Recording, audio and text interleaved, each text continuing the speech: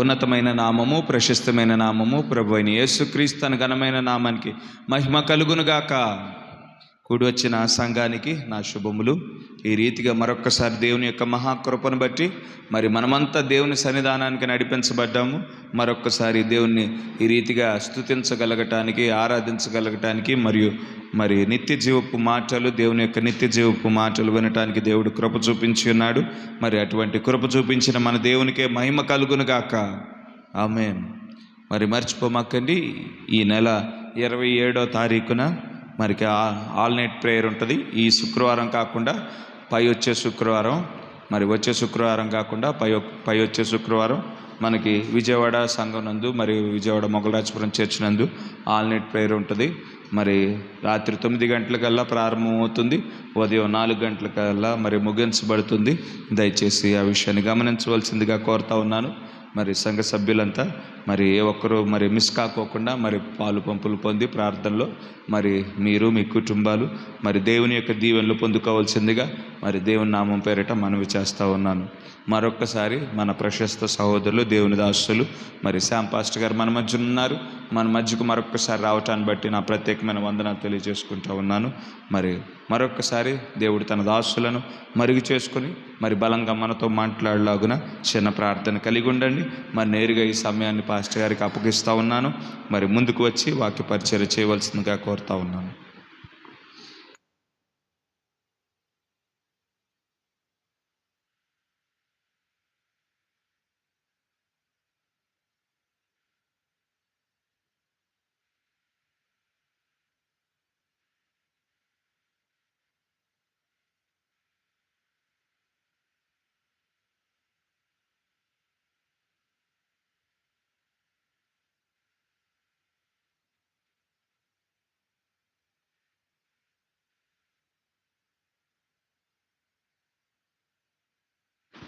ప్రభు అయిన యేసుక్రీస్తు ఘనమైన నామమునకు ఘనత, మహిమ, ప్రభావం కలుగునుగాక. నాకు ఈ సమయం ఇచ్చిన దైవ సేవకులకు నా యొక్క ధన్యవాదాలు తెలియజేసుకుంటున్నాను. అలాగే కూడి ఉన్న మీ అందరికీ ప్రభు అయిన యేసుక్రీస్తు నామం పేరిట నా యొక్క శుభములు, ధన్యవాదాలు తెలియజేసుకుంటున్నాను. మరి మరొకసారి ఇలాగూ దేవుని యొక్క సన్నిధిలో మనందరము సమకూడి దేవుని స్తుతించడానికి, దేవుణ్ణి ఘనపరచడానికి దేవుడు మనకిచ్చిన మంచి అవకాశాన్ని బట్టి మనం ఎంతో దేవునికి కృతజ్ఞతలు చెల్లించబద్దులమై ఉన్నాము. మరి ఈ రాత్రి దేవుడు మనకిచ్చినటువంటి మంచి అవకాశం, మంచి సమయం దేవుడు మనకు అనుగ్రహించాడు. అనేకులకు మరి ఈ గొప్ప భాగ్యం లేదు. మరి మనకైతే దేవుడు గొప్ప కృపను మనకు అనుగ్రహించాడు. అందును బట్టి దేవునికి స్తోత్రం చెల్లిద్దాం. మనం నేరుగా ఆలస్యం చేయకుండా దేవుని వాక్యాన్ని చదువుకుందాం. కీర్తనల గ్రంథం 60వ కీర్తన.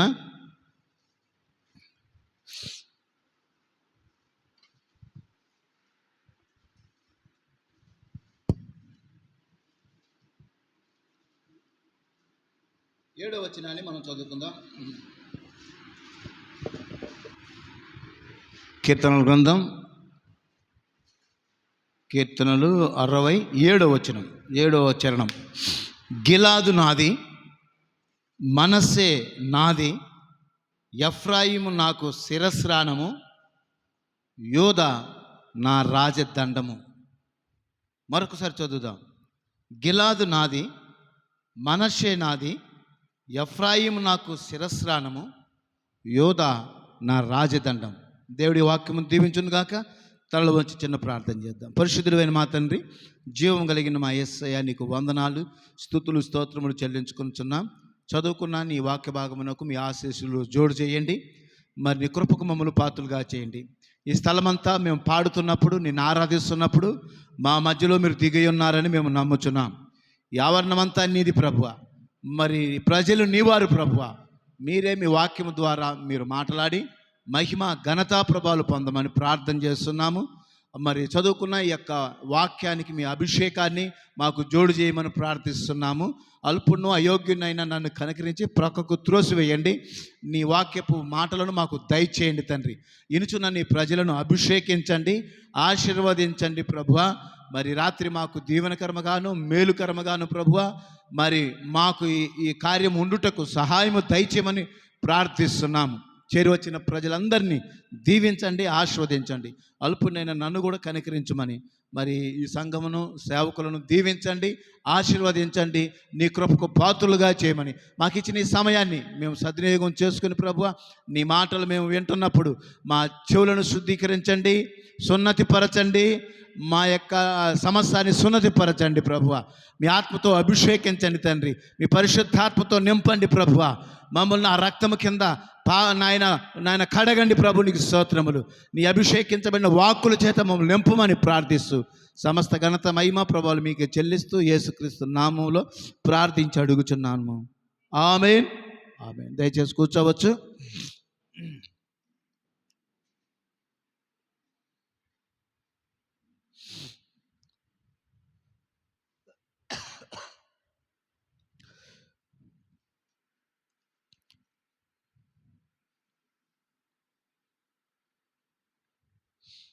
మనం చదువుకున్న ఈ యొక్క లేఖన భాగంలో నుండి కొన్ని కార్యాలను మనం ధ్యానం చేద్దాం.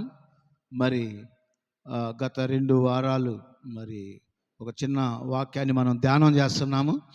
మరి యాకోబు యొక్క జీవితంలో మరి అనేకమైనటువంటి ఆయన యొక్క ఏమంటారు యాత్రలో, ఆయన యొక్క ప్రయాణంలో జరిగినటువంటి కొన్ని ఘటనలను మనం ధ్యానం చేస్తూ వచ్చాము. మరి మరొకసారి మరి మనం ఎక్కడ లాబాను యాకోబును తరుముచున్నప్పుడు మరి హారాను నుండి బేతేలుకు వెళుతున్నటువంటి మధ్యంలో, అనగా హారాను నుండి బేతేలునకు మధ్యలో, అనగా గిలాదు కొండ దగ్గర కొన్ని సంఘటనలను మనం చదువుకొని అక్కడ మనం ఆగిపోయాం. మళ్ళీ తిరిగి దాన్ని మనం కొనసాగిద్దాం. దాన్ని కొనసాగించే దానికి ముందు మనం ముందుగా నేర్చుకున్నటువంటి ఆ యొక్క పాఠంలోని కొన్ని నేపథ్యాలను మనం జ్ఞాపకం చేసుకుందాము. మరి నేను మిమ్మల్ని విసిగించను, త్వరగా కొన్ని కార్యాలను చెప్పేసి మనం ఈ యొక్క కార్యాన్ని, ఈ వాక్య భాగాన్ని మనం ధ్యానం చేద్దాం. మరి శ్రద్ధగా వింటున్నారా? హల్లెలూయా అని చెప్తే నాకు కొంచెం మీ సపోర్ట్గా ఉంటుంది. చెప్పకపోయినా నాకు నా యొక్క కార్యాన్ని, నా కర్తవ్యాన్ని నేను కొనసాగించుకుంటా. మీరు ఆమె చెప్పినా నాకు అభ్యంతరం లేదు, చెప్పకపోయినా నాకు ఉపయోగం లేదు. అది దేవునికి నీకు మధ్యలో ఉన్నటువంటి కార్యం అది. మరి మనం ఇక్కడ చచ్చిన శవాలం కాదు, ఇక్కడ మనం మ్యాచర్ బాక్స్లో పెట్టినటువంటి వాళ్ళం కాదు మనం. మరి ఇక్కడ జీవము కలిగిన దేవుని ఆలయమై ఉన్నాం. హల్లెలూయా. చూడండి, మనం బతికున్నామంటే మాట్లాడాలి, నడవాలి, ఏదో చెల్లించాలి. దేవునికి స్తోత్రం. చూడండి, బైబిల్ గ్రంథం చెప్తుంది 2 చోట్ల అరుపులు కేకలు ఉంటాయి. ఎన్ని చోట్ల? 2 చోట్ల. అది ఎక్కడంటే పాతాళంలో అరుపులు కేకలు ఉంటాయి. నిజమేనండి, ఉంటాయా? ధనవంతుడు ఏం చేస్తున్నాడు? అరుస్తున్నాడు, కేకలు వేస్తున్నాడు. ఏమని? లాజరును పంపించవయ్యా. ఆయన చిటికి నీళ్ళతో ఒక్క చుక్క, బాటిల్ నీళ్ళు చాలవు మనకి, ఆయనకి ఒక్క చుక్క చాలంట. ఎంత కావాలి ఆయనకి? ఒక 1/2 లీటర్ బాటిల్ అడగట్లే, ఒక 100 ml నీళ్ళు అడగటంలే. చిటికి నీళ్ళతో ఒక వేలు కొనను ముంచి లేపి ఆయన నోటి నాలుకంటే చాలంట. సాధ్యమేనా? అది సాధ్యమేనా? దేవుని వాక్యం చెప్తుంది అక్కడ వారు ఇక్కడ కానీ, ఇక్కడ వారు అక్కడ కానీ రావడానికి వీల్లేదు. ఎందుకు వీల్లేదు? మధ్యలో ఒక అగాధం ఉంది కాబట్టి. చూడండి, దేవుని యొక్క వాక్యము ఎంత అవసరమైందో మనకి ఒక పాఠం నేర్పిస్తుంది. ఒక చిన్న చిటికెడు నీళ్ళు, హల్లెలూయా, ఒక చిన్న వర్తమానం, ఒక చిన్న వాక్యం, ఒక చిన్న లేఖనం, ఒక చిన్న కొటేషన్ చాలంటున్నాడు. వస్తుంది అక్కడికి. ప్రసంగి ఏమన్నాడు? పాతాళ వెళ్ళిన తర్వాత జ్ఞానమైనను ఉపాయమైనను ఏది కూడా అక్కడ ఉపయోగపడదని చెప్పేసి సొలొమోను జ్ఞానం చెప్తున్నాడు. దేవునికి స్తోత్రం. కాబట్టి అక్కడ అరిచినా కేకలు వేసినా లాభం లేదు. అయితే మరొక చోట కేకలు ఎక్కడంటే పరలోకంలో యెహోవా పరిశుద్ధుడు పరిశుద్ధుడు పరిశుద్ధుడు అని గాన ప్రతిగానములతో దేవుని స్తుతిస్తున్నప్పుడు దేవాలయపు గడప కమ్మలు వెనక్కి ముందుకు ఊగిని అంట. అంతగా స్తుతించారు, అంతగా దేవుని ఆరాధన చేస్తున్నారన్నమాట. దేవునికి స్తోత్రం కలుగును గాక. మరి ఇది దేవుని ఆలయమేనా? సజీవ దేవుని సంఘమేనా? వధువేనా? వాక్యంతో నింపబడినటువంటి జీవ వాక్కులతో నింపబడినటువంటి ప్రజలేనా? అలాగైతే ఖచ్చితంగా వాక్యాన్ని స్పందించండి, వాక్యానికి ఆమేన్ చెప్పండి, వాక్యానికి హల్లెలూయా చెప్పండి. ఇక్కడ ఎవరు ఘనత మహిమ ప్రభావాలు పొందేవాళ్ళు లేరు. నీవు నేను మనందరము ప్రభువును స్తుతించాలి, ప్రభువును ఘనపరచాలి, ప్రభు నామాన్ని ఆరాధించాలి.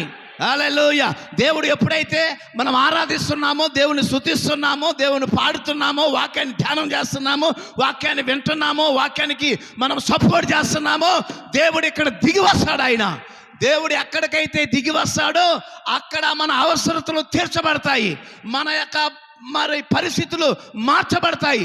నీకు ఏది అవసరమయ్యిందో, నీ హృదయం కింద ఏది ఉందో దేవుడు ఎరిగిన వాడు గనక దేవుని స్తుతిస్తున్నప్పుడు, దేవుని ఆరాధిస్తున్నప్పుడు, దేవుని నామాన్ని మహిమపరుస్తున్నప్పుడు ఖచ్చితంగా నీ హృదయ వాంఛను తీర్చే దేవుడు ఆయన.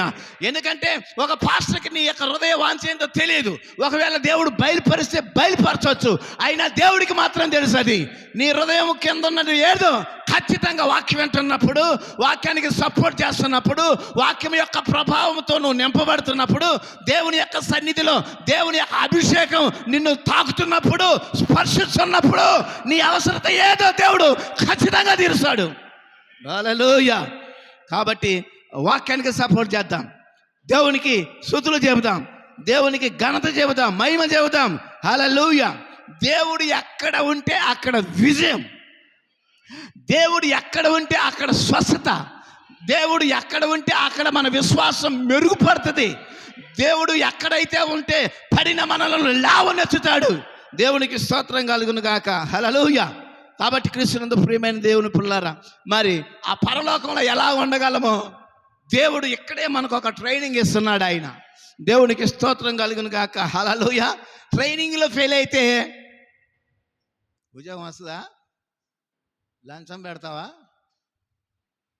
ఈ లోకంలో లంచమో లేకపోతే ఏదేదో చేసి పొందుకోవచ్చు, కానీ పరలోకం లంచం ఇస్తే వచ్చేది కాదండి. హల్లెలూయా. దేవుని యొక్క అభిషేకంతో నింపబడితే, ఆయన యొక్క వాక్యాన్ని సంపూర్ణంగా నెరవేరుస్తుంటే ఖచ్చితంగా మనకు విజయాన్ని దేవుడు మనకు అనుగ్రహిస్తాడు. దేవునికి స్తోత్రం కలుగును గాక. హల్లెలూయా. కాబట్టి క్రీస్తునందు ప్రియమైన దేవుని పిల్లారా, దేవుని యొక్క వాక్యాన్ని మనం చదువుకున్నాం. గిలాదు నాది, మనస్సే నాది, ఎఫ్రాయిము నా శిరస్రానము, మోయాబు నేను కాళ్ళు కడుక్కునే పల్లెము అని చెప్తున్నాడు. చూడండి, యాకోబు మరి ఆయన ఏం చేశాడంటే మామకు చెప్పకుండా తన భార్య పిల్లలను సంపద అంతటిని తీసుకొని రాత్రి దేవుడు మాట్లాడాడు. యాకోబు, నేను ఎక్కడైతే నిన్ను మొదట దర్శించాను, ఎక్కడైతే నీతో మాట్లాడాను, ఎక్కడైతే నిన్ను సంధించాను, ఎక్కడ నీకు వాగ్దానం ఇచ్చాను, ఎక్కడ నిన్ను దర్శించాను, ఎక్కడ నీతో కలలో కనపడ్డాను, ఎక్కడ నిన్ను ఆశీర్వదిస్తానన్నాడు, ఎక్కడైతే దీవిస్తానన్నాను, తిరిగి నీవు అక్కడికి గో బ్యాక్, తిరిగి అక్కడికి వెళ్ళండి.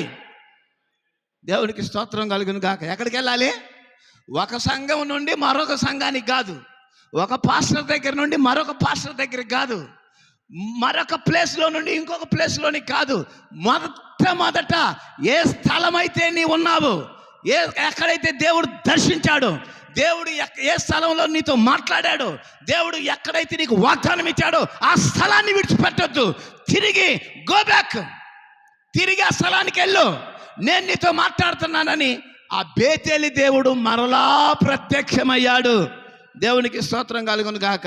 ఇప్పుడు మరి యాకోబు ఏం చేస్తున్నాడంటే, ఏసేపు జన్మించగానే, ఏసేపు పుట్టగానే అతను ఏం చేస్తున్నాడంటే, ఇక మామ ఇంటికి సెల్యూట్ చెప్తున్నాడు. ఇక నేను ఇక్కడ ఉండదలుచుకోలేదు. ఎందుకంటే మామ వాళ్ళు ఏం చేస్తున్నారంటే, ఆ బామార్దులు మరి వాళ్ళు కూడా గుసగుసలాడుతున్నారు. ఏదేదో యాకోబుని గురించి గుసగుసలు మాట్లాడుతున్నాడు. నేను ఇక్కడ ఉండడానికి నాకు వీల్లేదు, నేను వెళ్ళిపోతానని చెప్పేసి అని యాకోబు ప్రయాణమై తన సమస్తాన్ని సర్దుకొని మరి లాబానుకు చెప్పకుండా వెళ్ళిపోతున్నటువంటి మార్గ మధ్యంలో, మరి హారాను నుండి బేతేలుకు వెళుతున్న మార్గ మధ్యంలో గిలాదు కొండ దగ్గర గుడారం వేసుకొని అక్కడ ఆగాడు. 3 రోజుల తర్వాత తెలిసింది ఎవరికి? లాబానికి. 3 రోజులు ప్రయాణం తర్వాత వేగంగా పరిగెత్తుకుంటూ యాకోబును కలుసుకోవటానికి ప్రయత్నించాడు. యాకోబును కలుసుకునేదానికి ముందు ఆయన ఏం చెప్తున్నాడంటే, బాయ్ లాబాను, యాకోబు జోలి నువ్వు వెళ్ళొద్దు, మంచి చెప్పొద్దు, చెడు చెప్పొద్దు, జాగ్రత్త సుమి అని హెచ్చరించాడు. ఇప్పుడు యాకోబుతో కూడా చెబుతున్నాడు, నేను లాబాన్ని హెచ్చరించాను, రాత్రి అతనితో మాట్లాడాను, డోంట్ వర్రీ, భయపడబాకు, దేవునికి స్తోత్రం కలుగును గాక. హల్లెలూయా. ఎందుకంటే నేను వాగ్దానం చేశాను, నేను నీ తండ్రి దేవుడును, అబ్రహాము దేవుడును, ఇస్సాకు దేవుడును, నీ దేవుడును. నేను ఏదైతే వాగ్దానం చేశానో వాగ్దానాన్ని మర్చిపోయే దేవుడిని కాదు. నా వాగ్దానాన్ని నీ వెనకొంచుతున్నాను, నా వాగ్దానం చేత నేను నడిపిస్తాను, నువ్వు దేనికి భయపడాల్సిన పనే లేదని చెప్పి అన్నాడు దేవుడు. దేవునికి స్తోత్రం కలుగును గాక. మరి యాకోబు జీవితంలో మొట్టమొదట తల్లి గర్భములో నుంచి బయటకు వస్తున్నప్పుడే ఏశావు యొక్క మడిమను పట్టుకున్నాడు. నేను ముందు జన్మించాలి, నేను జ్యేష్ఠుడిగా జన్మించాలి, నేను ముందు ప్రథమ పుత్రుడిగా నేను ఉండాలి అని చెప్పేసి ఒక వాంఛ, ఒక ఆశ, ఒక కోరిక, ఒక తృష్ణ అతనికి ఉంది. అందుకని ఏం చేశాడు? ఏశావు యొక్క మడిమను పట్టుకున్నాడు, మడిమను లాగేస్తున్నాడు, నేను ముందు వెళ్తానని చెప్పేసి. కానీ దేవుడు ఏం చెప్పాడు? వాళ్ళు పుట్టక ముందే, మంచైనను చెడైనను జరగక ముందే ఏర్పాటును బట్టి చిన్నవాడు పెద్దవాడు చిన్నవానికి దాసుడగును. హల్లెలూయా. అందుకని ఇప్పుడు యాకోబు ముందు రాకూడదు, ఎందుకని వాగ్దానం ఒకటి ఉంది. ఏశావే ముందు రావాలి. ఎందుకని? దేవుడు వాగ్దానం, దేవుడు ఎన్నిక ముందుంది. ముందే చెప్పాడు ఆయన, చిన్నవానికి పెద్దవాడు దాసుడవుతాడు. మరి యాకోబా నువ్వు ఎట్లా ముందు వస్తావు? రావడానికి వీల్లేదు. ఇదేంటిది? దేవుని యొక్క నిర్ణయం, దేవుని యొక్క అభిష్టం, దేవుని యొక్క చిత్తం, దేవుని యొక్క ఏర్పాటును బట్టి. దేవునికి స్తోత్రం కలుగును గాక. హల్లెలూయా. ఇప్పుడు ఏం చేశాడు? మడిమను పట్టుకున్నాడు, అయినా కానీ ఏశావే ముందు వచ్చాడు. దేవునికి స్తోత్రం కలుగును గాక. హల్లెలూయా. చూడండి, ఆది కాండం నుండి ప్రకటన గ్రంథం వరకు ముందొచ్చిందంతా కూడా లోకమే, తర్వాత వచ్చిందే శ్రేష్టమైంది. చూడండి, అవ్వ ఆదాముల ద్వారా, అపవాది ద్వారా కయీన్ వచ్చాడు, తర్వాత హేబేలు వచ్చాడు, తర్వాత హాగరు ద్వారా ఇస్మాయేలు, సారా ద్వారా ఇస్సాకు. ముందేది వచ్చింది? ముందు శాఖలే వచ్చాయి, తర్వాత ఎవరు వచ్చారు? మరి మనం గమనించినట్టయితే యోధా తన కోడలు తామర ద్వారా ఇద్దరు వచ్చారు. ఒకడు గుర్తు కలిగిన వాడు, ఒకడు గుర్తు లేనివాడు. హల్లెలూయా. గుర్తు గలవాడు ముందు రావాల్సింది. ఆ మంత్రశాల దారం కట్టింది, వాడు వస్తా వెనక్కి వెళ్ళిపోయాడు. వాడికి మరి దేవుడి చిత్తం ఏంటో.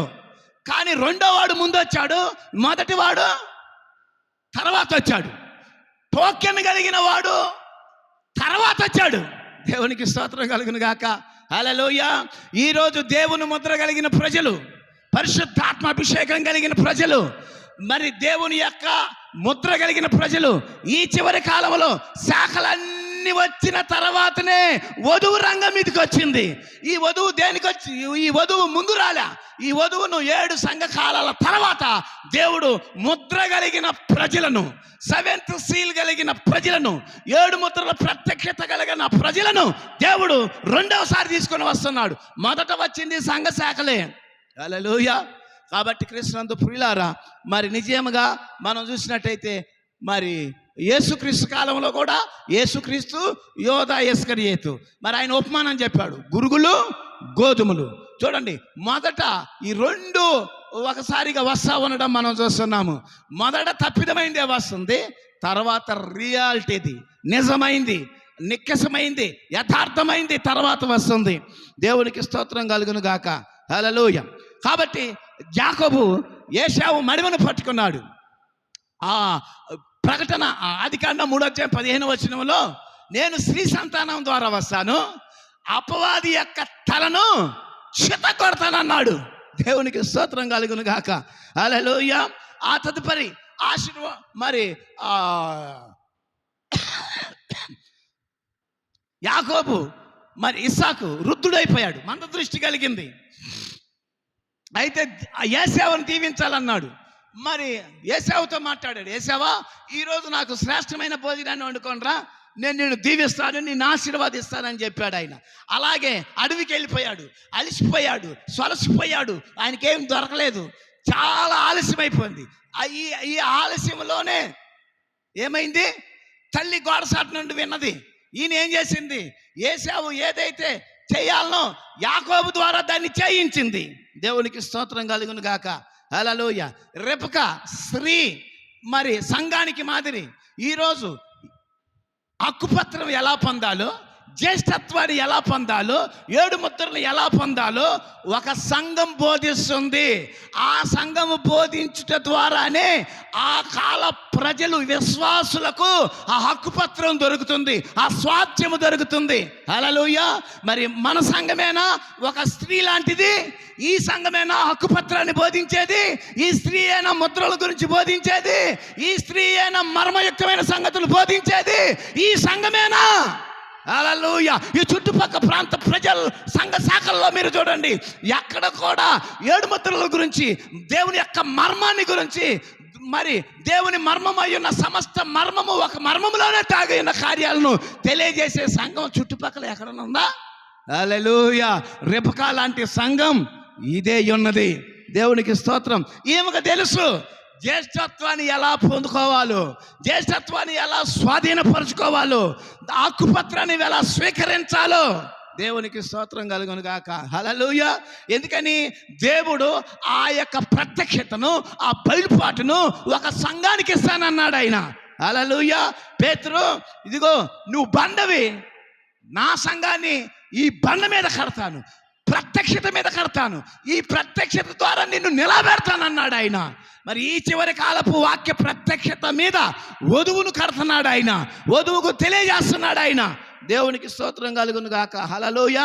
కాబట్టి క్రీస్తునందు ప్రియమైన దేవుని పిల్లారా, జ్యేష్ఠత్వమును సంపాదించాలనేది మరి అతనికి ఆశపై ఆశ లేదు, లోకంపై ఆశ లేదు, ధనంపై ఆశ లేదు, డబ్బుపై ఆశ లేదు, లోకంలో దేనిపైన యాకోబుకు ఆశ లేదు, ధ్యాస లేదు.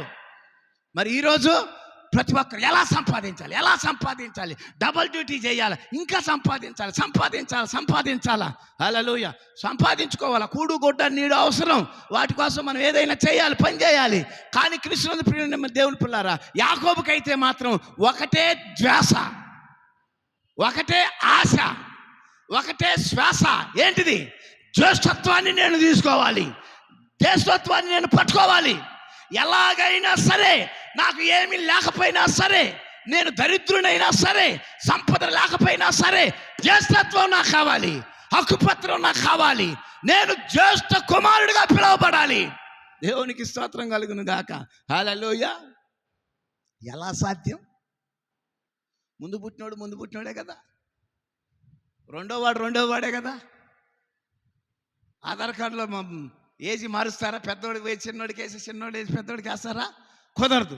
కానీ దేవుడు మార్చగలడు. మార్చాడా లేదా? ఆయన చిన్నోడిని పెద్దోని చేశాడు, పెద్దోడిని చిన్నోని చేశాడు. ఆయన ఏమన్నా ఎలా అంటే, యూదులు మొదటి వాళ్ళు, కానీ ఆ యూదులు ఆయన త్రోసివేసినందున అన్యులమైన మనలను మొదటి స్థానంలో తీసుకుని వచ్చాడు. అందుకని మొదటి వారు కడపటి వారు రగుదురు, కడపటి వారు మొదటి వారు రగుదురు అని ఆయనే చెప్పాడు. దేవునికి స్తోత్రం కలుగును గాక. హల్లెలూయా.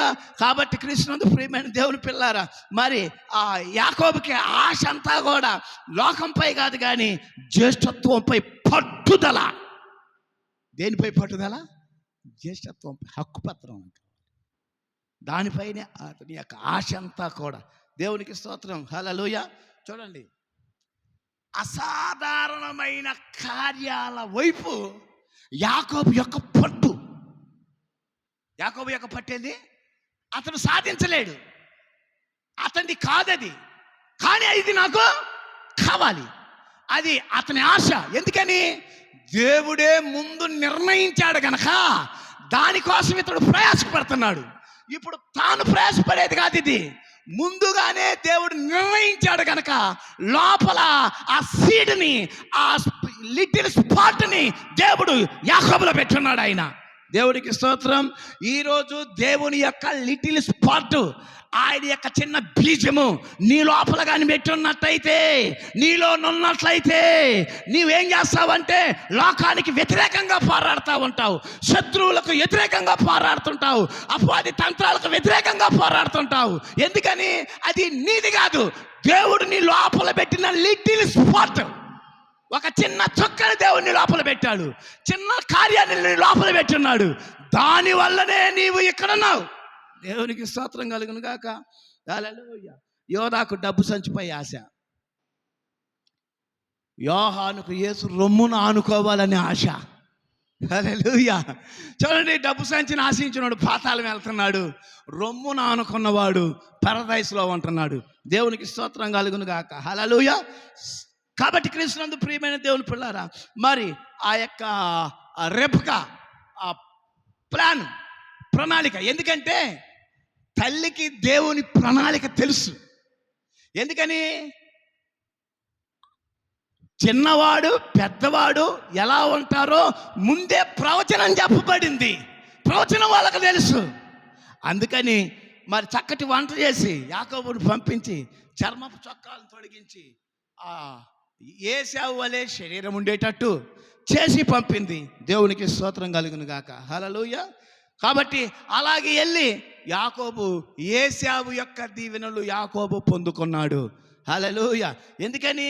మరి ఆయన మందదృష్టి కలిగినోడు గనక కవిడు చూశాడు, ఏశావులాగానే ఉన్నాడు. మరి స్వరం చూశాడు, యాకోబు లాగుంది. మరి ఏదో అక్కడ మాత్రం దేవుడు ఏదో కార్యాన్ని చేశాడు. మన దేవుడు కూడా అలాగే మరి శరీరధారిగా భూమి మీదకి వచ్చినప్పుడు వడ్లవాని కుమారుడు అన్నారు, మరి లేకపోతే పెళ్లి కాకుండా మరి పుట్టాడు అన్నారు, దయ్యం అన్నారు, తిండిపోతున్నారు.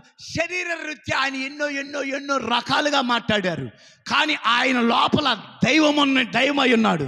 ఎందుకని? దేవుడే సశరీరుడిగా యేసుక్రీస్తు శరీరంలో తిమోతి 3:16 ప్రకారంగా ఆ మానవ శరీర ఆకారము కలిగిన ఆ రక్త మాంసాలలో దేవుడు దాగి ఉన్నాడు ఆయన. హల్లెలూయా. అందుకని మనం చెప్పుకుంటున్నాం, ఆయన సంపూర్ణ మానవుడు, సంపూర్ణ దేవుడు. మానవుడిగా నడిచాడు సముద్ర తీరాన, దేవునిగా సముద్రపు అలలు, గాలి, తుఫాను, దయ్యాన్ని గద్దించాడు ఆయన. మానవుడిగా లాజరు సమాధి దగ్గరికి వెళ్ళాడు, దేవునిగా లాజరును బ్రతికించాడు ఆయన. మానవుడిగా పన్ను కట్టాల్సి వచ్చింది, చేపను పట్టుకోమన్నాడు, దాంట్లో డబ్బులు ఉంటాయని చెప్పి అన్నాడు. దేవునికి స్తోత్రం కలుగును గాక. అలాగే అపోస్తులు, అలాగే ప్రవక్తలు శరీర రీత్యా చూస్తే వాళ్ళు మానవులు, శరీర రీతి చూస్తే వాళ్ళంత మంచితనం వాళ్ళకి లేదు, మరి వాళ్ళ యొక్క తత్వాలను చూస్తే మంచితనంగా లేదు. కానీ దేవుడు ఆ ప్రవక్తలలో దేవుడు తన వాక్కును పెట్టాడు ఆయన. హల్లెలూయా. ప్రవక్తలు కూడా ఆయన వాళ్ళు శరీర సంబంధంగా చూస్తే ఒక రకంగా ఉన్నారు, ఆత్మ సంబంధంగా చూస్తే వాళ్ళు అద్భుత ఆశ్చర్య కార్యాలు జరిగించారు. అపోస్తులను కూడా దేవుడు ఎన్నుకున్నాడు. శరీర రీతి చూస్తే అపోస్తులు పామరులు, సొంకర్లు, వేశ్యలు, పనికి మాలిన వారు, పనికొచ్చే వాళ్ళు కాదు, మరి అక్షర జ్ఞానం లేని వాళ్ళు, మోటు వాళ్ళు, మరటి వాళ్ళు. కానీ వాళ్ళు పలికితే కుంటివారు నడిచారు, గుడ్డివారు చూశారు, వాళ్ళు నీడబడితే అద్భుత ఆశ్చర్య కార్యాలు జరిగినాయి. దేవునికి స్తోత్రం. చూడండి, శరీర రీత్యా, ఆత్మీయ రీత్యా అలాగే విలియం బ్రన్నామును శరీరధారిగా మనం చూసినట్టయితే త్రాగుబోతు కుటుంబంలో జన్మించాడు. మరి ఆయన ఏ మంచి పేరు లేదు, మరి ఆయనకి ఎలాంటి మంచి వైఖరి లేదు, అంత చెడ్డ ప్రభావం వాళ్ళ మీద ఉంది. అయినప్పటికీ దేవుడు తన ఆత్మతో అభిషేకించి ఆయన సేవ చేస్తే స్వస్థత కార్యాలు చేశాడు, ఆయన వివేచనలు జరిగించాడు ఆయన. హల్లెలూయా. మన ఇండియా వచ్చి అద్భుత కార్యం చేశాడు. సూర్యుని ఆరాధన చేసి కళ్ళు పోగొట్టుకున్న వానికి ప్రార్థన చేస్తే సవాల్ చేశాడు ఏలియా వలె, అతనికి కళ్ళు వచ్చినాయి. దేవునికి స్తోత్రం. హల్లెలూయా. ఒక కాళ్ళు చేతులు పడిపోయిన వ్యక్తికి మరి ప్రవక్త ప్రార్థన చేస్తే స్వస్థత పొందుకున్నాడు. ఆయన ప్రార్థన చేస్తే 7 ట్రక్కుల కర్రల్ని వాళ్ళు లోడ్ చేశారు. అందరూ స్వస్థపడి వెళ్ళిపోయారు. శరీర రీత్యా తాగుబోతు వారి కుటుంబముగా, శరీర రీత్యా విద్యాహీనుడిగా, శరీర రీత్యా చొక్కాలు లేనివాడిగా, శరీర రీత్యా ఏదో ఒక సామాన్యుడిగా ఉన్నాడు.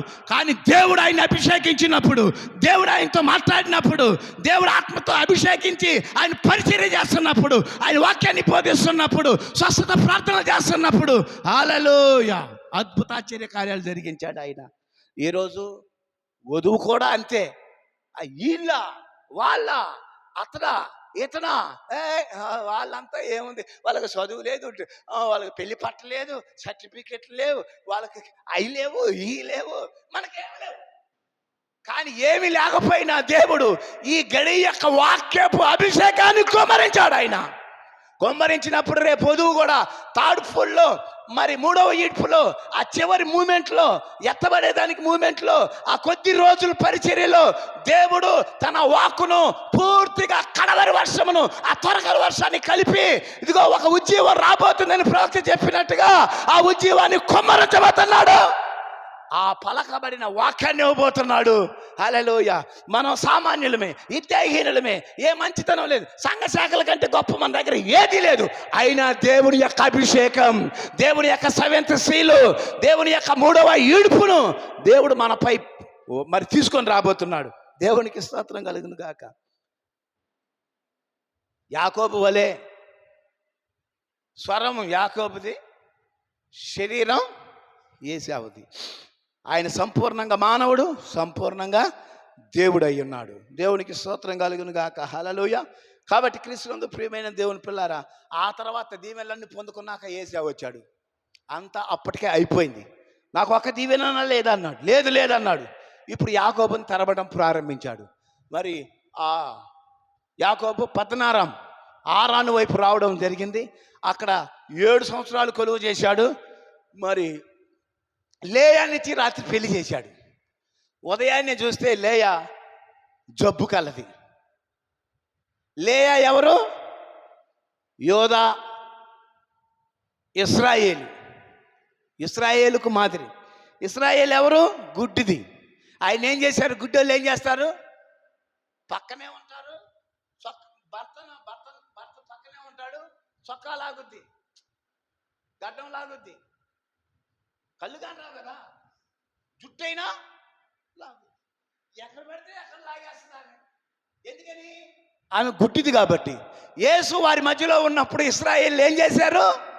వాళ్ళు కూడా ఆయన చొక్కా లాగారు, గడ్డం పట్టుకున్నారు, మీసాలు లాగారు, ఆయన కళ్ళకు గంత కట్టారు. నిన్ను కొట్టింది ఎవరో చెప్పు అంటున్నారు. లేయా యొక్క ఆ యొక్క కార్యము ఈ యూదులకు ఇశ్రాయేలుకి మాదిరిగా కనపడుతుంది. ఆయన వాళ్ళు చంపేశారు, సిలువ వేశారు. సిలువ వేయడం ద్వారా ఏమైంది? లేయాకు భయంకరమైన విపత్తులు. లేయనగా ఇశ్రాయేలీలతో ఆయన వచ్చాడు. యాకోబు లేయా దగ్గరికి ఎలా వచ్చాడో ఇశ్రాయేలీలతో యేసుక్రీస్తు వచ్చాడు. యేసుక్రీస్తు వచ్చినప్పుడు ఏం చేశారు? వాని రక్తం మా మీద మా పిల్లల మీద ఉండును గాక అన్నారు. లేయా పరిస్థితి ఏమైంది? క్రీస్తు శకం 70లో సర్వనాశనం చేశాడు టైటస్ చక్రవర్తి. దానికంటే ముందే కొంతమంది ప్రపంచ దేశాలకు చెదరిపోయారు. చెదరిపోయిన వాళ్ళను కూడా దేవుడు ఊరుకోలేదు.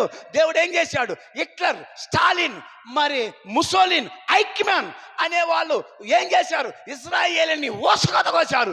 లేయాను రకరకాలుగా చిత్రవద చేశారు. హల్లెలూయా. దేనికి? వాళ్ళ యొక్క గుడ్డితనం వలన. వాళ్ళకు గుడ్డితనం ఎందుకు వచ్చింది? అన్యులమైన మనకు రక్షణ కావాలి కనుక. దేవునికి స్తోత్రం. ఇప్పుడు ఐక్యమాన్, స్టాలిన్, హిట్లర్, ముసోలిన్ వీళ్ళ ద్వారా లేయా ఇశ్రాయేలీలు హింసించబడ్డారు. క్రీస్తు శకం 70 నుండి ఇప్పుడు 1948 వరకు వాళ్ళు పడని పాట్లేదు. ప్రపంచ చరిత్రలో, ప్రపంచ దేశాల్లో, ప్రపంచాల్లో ఉన్న దేశాల్లో ఇశ్రాయేలీలంతా హీనులు, దీనులు, దౌర్భాగ్య స్థితి మరి ఈ ప్రపంచంలో మరి ఎవ్వడూ అనుభవించలేదు. అలాంటి దుస్థితిని అనుభవించింది ఇశ్రాయేలీ. అయితే క్రీస్తునందు ప్రియమైన దేవుని పిల్లారా, ఆ అంజూరపు చెట్టుని చెప్పించాడు. అయితే దేవుడు ఏం చేశాడు? అంజూరపు చెట్టు చిగురిస్తుంది, నా రాకడ దగ్గర అవుతుంది అని చెప్పాడు. ఇప్పుడు ఈ అంజూరపు చెట్టు ఏమైంది? 1948 నుంచి అది చిగురించింది. దేవునికి స్తోత్రం కలుగును గాక. హల్లెలూయా. ఈరోజు ఏమైంది? ప్రపంచాన్ని శాసించేటువంటి శక్తివంతమైనటువంటి ఒక చిన్న దేశం ఇరాను 10వ వంతు ఇజ్రాయేలీలు, 9 అంతలు 10 అంతలు ఇరాన్, 10 అంతల్లో ఇది 10వ వంతు. ఇది బాగు అంత చిన్నది, ఇది దాని మీదకి దాడికి వెళ్ళిపోయింది. ఇది ఎంతలో ధైర్యం ఇది! దేవునికి స్తోత్రం కలుగును గాక. హల్లెలూయా. కాబట్టి క్రీస్తునందు ప్రియమైన దేవుని పిల్లారా, ఇశ్రాయేలు వెనక వాగ్దానం ఉన్నది. హల్లెలూయా. కాబట్టి క్రీస్తునందు ప్రియమైన దేవుని పిల్లారా, దేవుని యొక్క వాక్యాన్ని గమనిస్తే వాళ్ళు ఇప్పుడు మరలా తిరిగి స్వదేశం చేరుకుంటున్నారు. ఇప్పుడు వాళ్ళకు ఒక దేశం, వాళ్ళ కరెన్సీ, ఒక రాష్ట్ర, ఒక అన్ని కార్యాలు, ఒక ప్రపంచ దేశంలో ఒక దేశానికి ఎన్ని అవసరతలు, ఎన్ని నియమాలు, ఏ అయితే ఉండాల్సిన అన్ని ఇజ్రాయెల్కి ఉన్నాయి ఇప్పుడు. హల్లెలూయా. చూడండి, ఇజ్రాయెల్కి ఇప్పుడు అన్నీ ఉన్నాయి. ఒకటి కావాలి ఇప్పుడు వాళ్ళకి. ఏంటిది? మందిరం కట్టబడాలి. మందిరం కట్టబడితే దానికి ముందే వధువు ఎత్తబడవలసి ఉంది. దేవునికి స్తోత్రం కలుగును గాక. హల్లెలూయా. కాబట్టి లేయా ఈ జబ్బు కల్లది, ఈ గుడ్డిది, ఈ లవోదిక మాదిరిగా ఉన్నది. హల్లెలూయా. అది ఇశ్రాయేలుకి మాదిరిగా ఉంటా ఉంది. ఆయన ఏం చేశాడు? దాన్ని ఇష్టం వచ్చినట్టు మరి ఆ రక్తం మా మీద, మా పిల్లలకు స్వహాగా వాళ్ళ యొక్క యేసు రక్తం మీద వాళ్ళు ఏం చేసి శపథం చేసుకున్నారు. వాళ్ళు ఆ రక్తం యొక్క ప్రభావం వాళ్ళు ఎంత అనుభవించారంటే అంత అనుభవించారు వాళ్ళు. హల్లెలూయా. కాబట్టి క్రీస్తునందు ప్రియమైనటువంటి దేవుని పిల్లారా, దేవుని యొక్క వాక్యాన్ని కానీ మనం గమనించినట్లయితే ఎంత అద్భుతమైన కార్యం. కాబట్టి యాకోబు మరి వెళ్ళిపోయి లేయాని పెళ్లి చేసుకున్నాడు. లేయాని పెళ్లి చేసుకున్న తర్వాత మరి లేయాకు 6 సంతానం వచ్చింది. 7వది దీనా పుట్టింది. మరి మరి మనం చూసినట్లయితే మరి రాహేలు వివాహం చేసుకున్న తర్వాత యోసేపు జన్మించాడు. హల్లెలూయా. అంటే 6 లేయాకు జన్మించారు. మరి ఆ తర్వాత రాహేల్కి యోసేపు జన్మించాడు. యోసేపు యాకోబుకి వరుసగా చూసుకుంటే 7వ వాడు. 7వ సంఘకాలంలోనే సంపూర్ణ వాక్యం దిగొస్తుంది, పరిపూర్ణ వాక్యం దిగొస్తుంది, సంపూర్ణ ప్రత్యక్షత దిగొస్తుంది, పరిపూర్ణ వాక్యం దిగొస్తుంది, పరిపూర్ణ ప్రత్యక్షత దిగొస్తుంది. దేవుని యొక్క సంపూర్ణ ఆయన బ్లూ ప్రింట్ అంతా ఆయన బయలుపరుస్తున్నాడు. విమోచన గ్రంథాన్ని ఇప్పుట ద్వారా, ఆ 7 సీల్స్ ఇప్పుట ద్వారా, ఆ యొక్క విమోచన గ్రంథాన్ని తెరచడం ద్వారా, అది 5వ అధ్యాయం ప్రకటనలో మూయబడిన గ్రంథం, మరి అది ప్రకటన 10లో తెరవబడిన పుస్తకం. అది ఇప్పుడు ఆయన తెరవబడిన పుస్తకంతో ఆయన 7వ సంఘకాలంలో సంపూర్ణ వాక్యంగా దిగి వచ్చాడు. ఆయన ఇప్పుడు సంఘాన్ని సంపూర్ణతలోనికి నడిపిస్తున్నాడు. ఆయన దేవునికి స్తోత్రం కలుగును గాక. హల్లెలూయా. సంపూర్ణ వాక్యం ఎప్పుడైతే వచ్చిందో యాకోబు యోసేపును కన్న తర్వాతనే యోసేపు సంపూర్ణుడుగా ఎప్పుడైతే అవుతున్నాడో ఇప్పుడు తండ్రి ఇంటికి వెళ్ళాలి. ఇప్పుడు సంపూర్ణ వాక్యం ఎప్పుడైతే వధువుకు దిగి వస్తుందో మనము కూడా మన తండ్రి ఇంటికి వెళ్ళే సమయం ఇది. దేవునికి స్తోత్రం కలుగును గాక. హల్లెలూయా. కాబట్టి క్రీస్తునందు ప్రియమైన దేవుని పిల్లారా, దేవుని యొక్క వాక్యమును కానీ మనం గమనిస్తే చూడండి, యాకోబు మరి ఆ మామ దగ్గరికి వచ్చాడు. 7 సంవత్సరాలు కొలువు చేశాడు. లేయాని సంపాదించుకున్నాడు. అయ్యా నాకు అన్యాయం చేసేవారంటే ఇంకొక 7 ఏళ్ళు కొలువు చేయరా బాబు, మిగతా దాన్ని ఇస్తానన్నాడు. మరి ఆయన చట్టాలు బొట్టాలు మరి ఎవరైనా చెప్పాడు, పెద్దదానికి పెళ్లి కాకుండా చిన్నదానికి పెళ్లి చేయరు. యాకోబా ఎట్లాగా మీ అమ్మ చెప్పలేదా మా సాంప్రదాయాన్ని గురించి? పారిపోవటం అట్టే చెప్పిందా? చట్టాలు చెప్పలేదా నీకేంటి? మనిషివా కాదా ఏంటి? ఏమనుకుంటున్నావు? అల్లుడా, మేనల్లుడా? నువ్వు బయట అల్లుడివా? సొంత మేనల్లుడివి? ఆగు, తగ్గు, చెప్పినట్టు చేయి, నేను చెప్పినట్టు నేను ముసుకేసో లేని చేశాను కదా, అయిపోయింది. ఇంకొక 7 ఏళ్ళు పెళ్లి అది తట్టుకో, మరి రాయల నుంచి పెళ్లి చేస్తానన్నాడు. ఆయనకి కొద్ది రోజుల్లాగే అయిందంట. దేన్ని బట్టి? రాహేలును ప్రేమించడాన్ని బట్టి. దేవునికి స్తోత్రం కలుగును గాక. హల్లెలూయా. కాబట్టి క్రీస్తునందు ప్రియమైన దేవుని పిల్లారా, మరి ఆ తర్వాత ఏం చేశాడు? మరి లేయా 7 సంవత్సరాలు కొలువు చేసిన తర్వాత మరి ఆ లేయాకు 6 పిల్లలు కన్నదాకా రాహేల్ని దేవుడు గొంట్రాలుగా చేశాడు. పెళ్లి కాగానే పిల్లల్ని ఇవ్వచ్చు కదా. దేవునికి వెనక భాగంలో ఏదో ఆయన ప్రణాళిక ఒకటి ఉంది. ఒకవేళ గబగబా లేయాలాగా రాయేలికి కానీ పిల్లల్ని ఇచ్చుంటే 7వ వాడు యేసేబయ్యాడు కాదు. దేవునికి ఒక క్రమం ఉంది, దేవునికి ఒక పద్ధతి ఉంది. ఎవరు ఎప్పుడు రావాలో, ఎవరు ఎప్పుడు రంగం మీదకి రావాలో దేవుడు ముందే నిర్ణయించున్నాడు. ఆయన కిలేశ్పురంలో ఎవరు పట్టాలో, కిలేశ్పురానికి ఒక పాస్టర్, ఎంటైం పాస్టర్ ఎవరు రావాలో, ఈ వర్తమానం ఎవరు తీసుకురావాలో, ఈ వర్తమానం తరపున బాప్తిజం ఎంతమంది పొందుకోవాలో, ఎంతమంది సంఘంలో సభ్యులుగా ఉండాలో, వధువుగా ఎంతమంది ఇక్కడ సిద్ధపడాలో నువ్వు నేను నిర్ణయించింది కాదు. దేవుడు నిర్ణయించబట్టే నువ్వు ఇక్కడ సీట్లోకి వచ్చున్నావు. ఇక్కడ ఇది దేవుని యొక్క ఎన్నిక, దేవుని యొక్క ఏర్పాటు అయి ఉన్నది. దేవునికి స్తోత్రం. ఏ దేశంలో పట్టాలో, ఏ రాష్ట్రంలో పట్టాలి, ఏ గ్రామంలో పట్టాలి, నీ ఆధార్ కార్డు నెంబర్ ఎన్ని వర్షాల్లో రావాలి, ఎన్ని అంకెలు ఉండాలి, ఇవన్నీ దేవుడు ముందుగానే నిర్ణయించాడు. ఇదంతా మన ప్రాణి కాదు. 7వ వాడుగా యేసేపు పుట్టాలి. అప్పుడు రాయేలు గర్భాన్ని మూయాలి. ఎందుకంటే లేయాకి 6 జన్మించాలి. 6 జన్మించిన తర్వాతనే యేసేపు రావాలి. ఇది దేవుని యొక్క ప్రణాళిక. 6 సంఘకాలాలు అయిపోయిన తర్వాత, పౌలు అయిపోయిన తర్వాత, ఐరేనియస్, మరి లూథర్, మరి మెథడిస్టు, బ్యాప్టిస్టు, పెంతెకోస్తు, లూథరన్, వీళ్ళందరూ లూథరన్ నీతికరణ, శుద్ధీకరణ, మరి పెంతెకోస్తు అయిపోయిన తర్వాతనే ఈ యొక్క సంపూర్ణ వాక్యం దిగి రావాల్సి ఉంది, పరిపూర్ణ వాక్యం రావాల్సి ఉంది. ఎందుకంటే ఒక వధువు నిమిత్తము సీల్స్ ముద్రించబడ్డాయి. 5వ అధ్యాయంలో అది ముద్రించబడిన గ్రంథం. అది వధువు ఎప్పుడైతే రంగం మీదకి వచ్చిందో, పరిపూర్ణ వధువు ఎప్పుడైతే భూమి మీదకి రంగం మీదకి వస్తుందో, రాయేలు బాయి దగ్గరికి వచ్చినప్పుడే మందలన్నీ కూడా సమకూర్చబడ్డాయి. 3 మందలు సమకూర్చబడ్డాయి. బావి మీద మూత తీయల. రాహేలు ఎప్పుడైతే వస్తుందో బావి మీద మూత తీయబడింది. ఈరోజు వధువు సంఘం ఎప్పుడైతే రంగం మీదకి వచ్చిందో, మరి ఈరోజు వాక్యం తెరవబడింది, వాక్య ప్రత్యక్షత బయలుపరచబడింది. దేవునికి స్తోత్రం కలుగును గాక. హల్లెలూయా. కాబట్టి క్రీస్తునందు ప్రియమైనటువంటి దేవుని పిల్లారా, ఆ తర్వాత యేసేపు వచ్చాడు. యేసేపు వచ్చిన తర్వాత ఇప్పుడు అంటున్నాడు, ఇక నేను గుడ్ బై హారానికి. రాత్రి దేవుడు కూడా చెబుతున్నాడు, బేతేలుకి వెళ్ళిపో, నువ్వు ఇక్కడ ఉండడానికి వీలు లేదని చెప్పేసాను అన్నాడు. ఇప్పుడు ఆయన ఏం చేశాడు? దీనికి ముందే ఏశావు, యాకోబు కష్టపడి పనిచేసి మామంటాడు, యాకోబు ఆ కుంటుకుంటూ నడిచే గొర్రె అది కానరాట్లేదే, ఏం చేసావు? తిన్నావా ఏంది? అడవిలో తినేసావా ఆకలికి? బాబు, నీ గొర్రెను కానీ గొర్రె బొచ్చును కానీ నేను ఎప్పుడూ అంటుకోలేదు. ఏదన్నా కాని రాకపోతే నా జీతంలో కట్ చేశావు, ఏదన్నా చచ్చిపోతే ఎందుకు చచ్చిపోయింది నా జీతంలో కట్ చేశావు. నాకు మిగిలింది కూడదే. నన్ను ఇలాగ అన్యాయం చేశావు, నన్ను ఇలా మోసం చేశావు, 10 సార్లు నా జీతాన్ని మార్చేశావు, నాకు మిగిలింది ఏమీ లేదు. నాగుండా నువ్వు దీవించబడ్డావు, నీ పిల్లలు దీవించబడ్డారు, నీకు ఆస్తి సమకూరింది, ఎండి బంగారము నీకు అన్ని కలిసి వచ్చాయి. బిడ్డొచ్చిన ఎలా గొడ్డొచ్చిన ఎలా అని చెప్పినట్టు నేను వచ్చా, నీ ఇల్లు ఆశీర్వదించబడింది, దీవించబడింది, నీ కుటుంబం ఆశీర్వదించబడింది, మీరు దీవించబడ్డారు. లాభాన్ని కూడా అన్నాడా లేదా? నీ వండుట బట్టే నేను దీవించబడ్డాను, ఆశీర్వదించబడ్డాను. సరే, నువ్వు దీవించబడ్డావు, నువ్వు ఆశీర్వదించబడ్డావు, మరి నా సంగతి ఏంటి? మరి నాకు వచ్చే లాభం ఏంటి?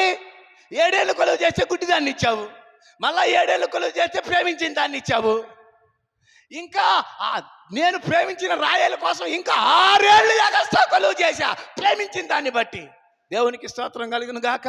హల్లెలూయా. మన ప్రభువైన యేసుక్రీస్తు నీ కొరకు నా కొరకు నిన్ను ప్రేమించి నన్ను ప్రేమించి ఆయన నష్టపోయాడు. ఆయన ధనవంతుడయ్యుండి ఆయన దరిద్రుడయ్యాడు ఈ భూమి మీద. ఆయన ఐశ్వర్యవంతుడు. ఆయన భూమి అయింది, ఈ సృష్టి అయింది, ఈ సకల ప్రపంచంలో ఆయనవి.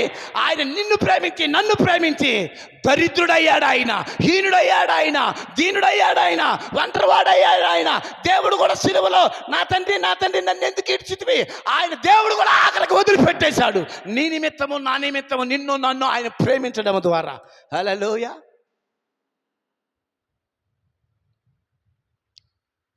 ఒకరోజు చెప్పాడు, మామగారు ఇక నేను వెళ్ళిపోయే సమయం వచ్చింది, అంతా నీవే సంపాదించుకున్నావు, నాకు సంపాదన ఏమి లేదు. ఈసారి గొర్రె కానీ బర్రె కానీ ఏదైనా కానీ జన్మిస్తే సారల పిల్లలు కానీ పుడితే అవి నాయి, సారలు లేని నీ అని చెప్పాడు. అవునా కాదా? అవును. ఒక జంగిసాలు చెట్టును తీసుకొని ఆ చెట్టు తాటంతా ఒలిచాడు. జంగిసాలు సొవ్వలను తీసుకున్నాడు, సొవ్వలను కూడా ఒలిచాడు, సారలుగా ఒలిచాడు. సూలు కట్టినటువంటి వాటిని మధ్యాహ్నం వేళలో నీళ్లు తాగేటప్పుడు వచ్చినప్పుడు వాటిని చూపిస్తూ వాటిని నీళ్లు తాపించాడు. వాటిని చూసి ఆ యొక్క మేకలు గొర్రెలు బర్రెలు ఆవులు అన్నీ సారలు కలిగినవే పుట్టాయి. సాధారణంగా సారలు లేనివి తక్కువ జన్మిస్తున్నాయి, సారలు కలిగినవి ఎక్కువ జన్మిస్తున్నాయి. కొన్నిసార్లు చెప్పాను, జంగిసాలు చెట్టు అది వలవబడింది. అది ఒలిచినప్పుడు ఏమవుతుంది, అది గాయాలు కనపడుతుంది, సారలు కనపడుతుంది. ఈ జంగిసాలు చెట్టు ఎవరు కాదు, మన ప్రభు అయిన యేసుక్రీస్తు. ఆయన మన కొరకు వలవబడ్డాడు, మన కొరకు ఆయన శరీరం గాయపరచబడింది, మన కొరకు నాగడసాల వల్ల దున్నబడ్డాడు ఆయన. దేవునికి స్తోత్రం. ఆ యొక్క జంగిసాలు సువ్వలను చూసి ఆ సారలు చూసి సారలు లాంటి పిల్లల్ని అయ్యగన్నవి. మనము కూడా ఇప్పుడు శిలువ వైపు చూసి క్రీస్తు వైపు చూసి మనము కూడా ఆయన లాంటి పిల్లలముగా మనము కనవలసి ఉన్నది. మనలో నుండి సారలు రావాలి. సారలు ఏంటిది? అది 7 ముద్రలు కలిగినటువంటి ఒక వధువు అయి ఉన్నది. దేవునికి స్తోత్రం కలుగును గాక.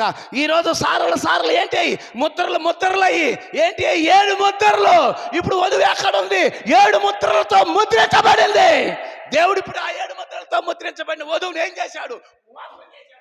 ఆ పుస్తకం ఎవరు? క్రీస్తే ఆ పుస్తకం అయి ఉన్నాడు. ఆ గ్రంథమే క్రీస్తు అయి ఉన్నాడు. ఇప్పుడు ఆ గ్రంథంలో ఏముంది? గ్రంథంలో ఆయన ఎముక ఉంది, ఆయన మాంసం ఉంది. దేవునికి స్తోత్రం. ఆదాము లోపల ఆదామే గ్రంథం అయి ఉన్నాడు. ఆదామును కోస్తే, ఆదామును పక్కన చీలిస్తే అవ్వ బయటకు వచ్చింది. ఇప్పుడు యేసుక్రీస్తును కోస్తే పక్కన చీలిస్తే వధువు బయటకు వస్తుంది. 7 ముద్రల గ్రంథం ఏంటిది? విమోచన గ్రంథం ఏమిటి? క్రీస్తే ఆ గ్రంథం అయి ఉన్నాడు. ఆ పుస్తకం దేవుడు అయి ఉన్నాడు. ఆ పుస్తకం లోపల మనం తాగి ఉన్నాము. దేవునికి స్తోత్రం కలిగిన గాక. హల్లెలూయా.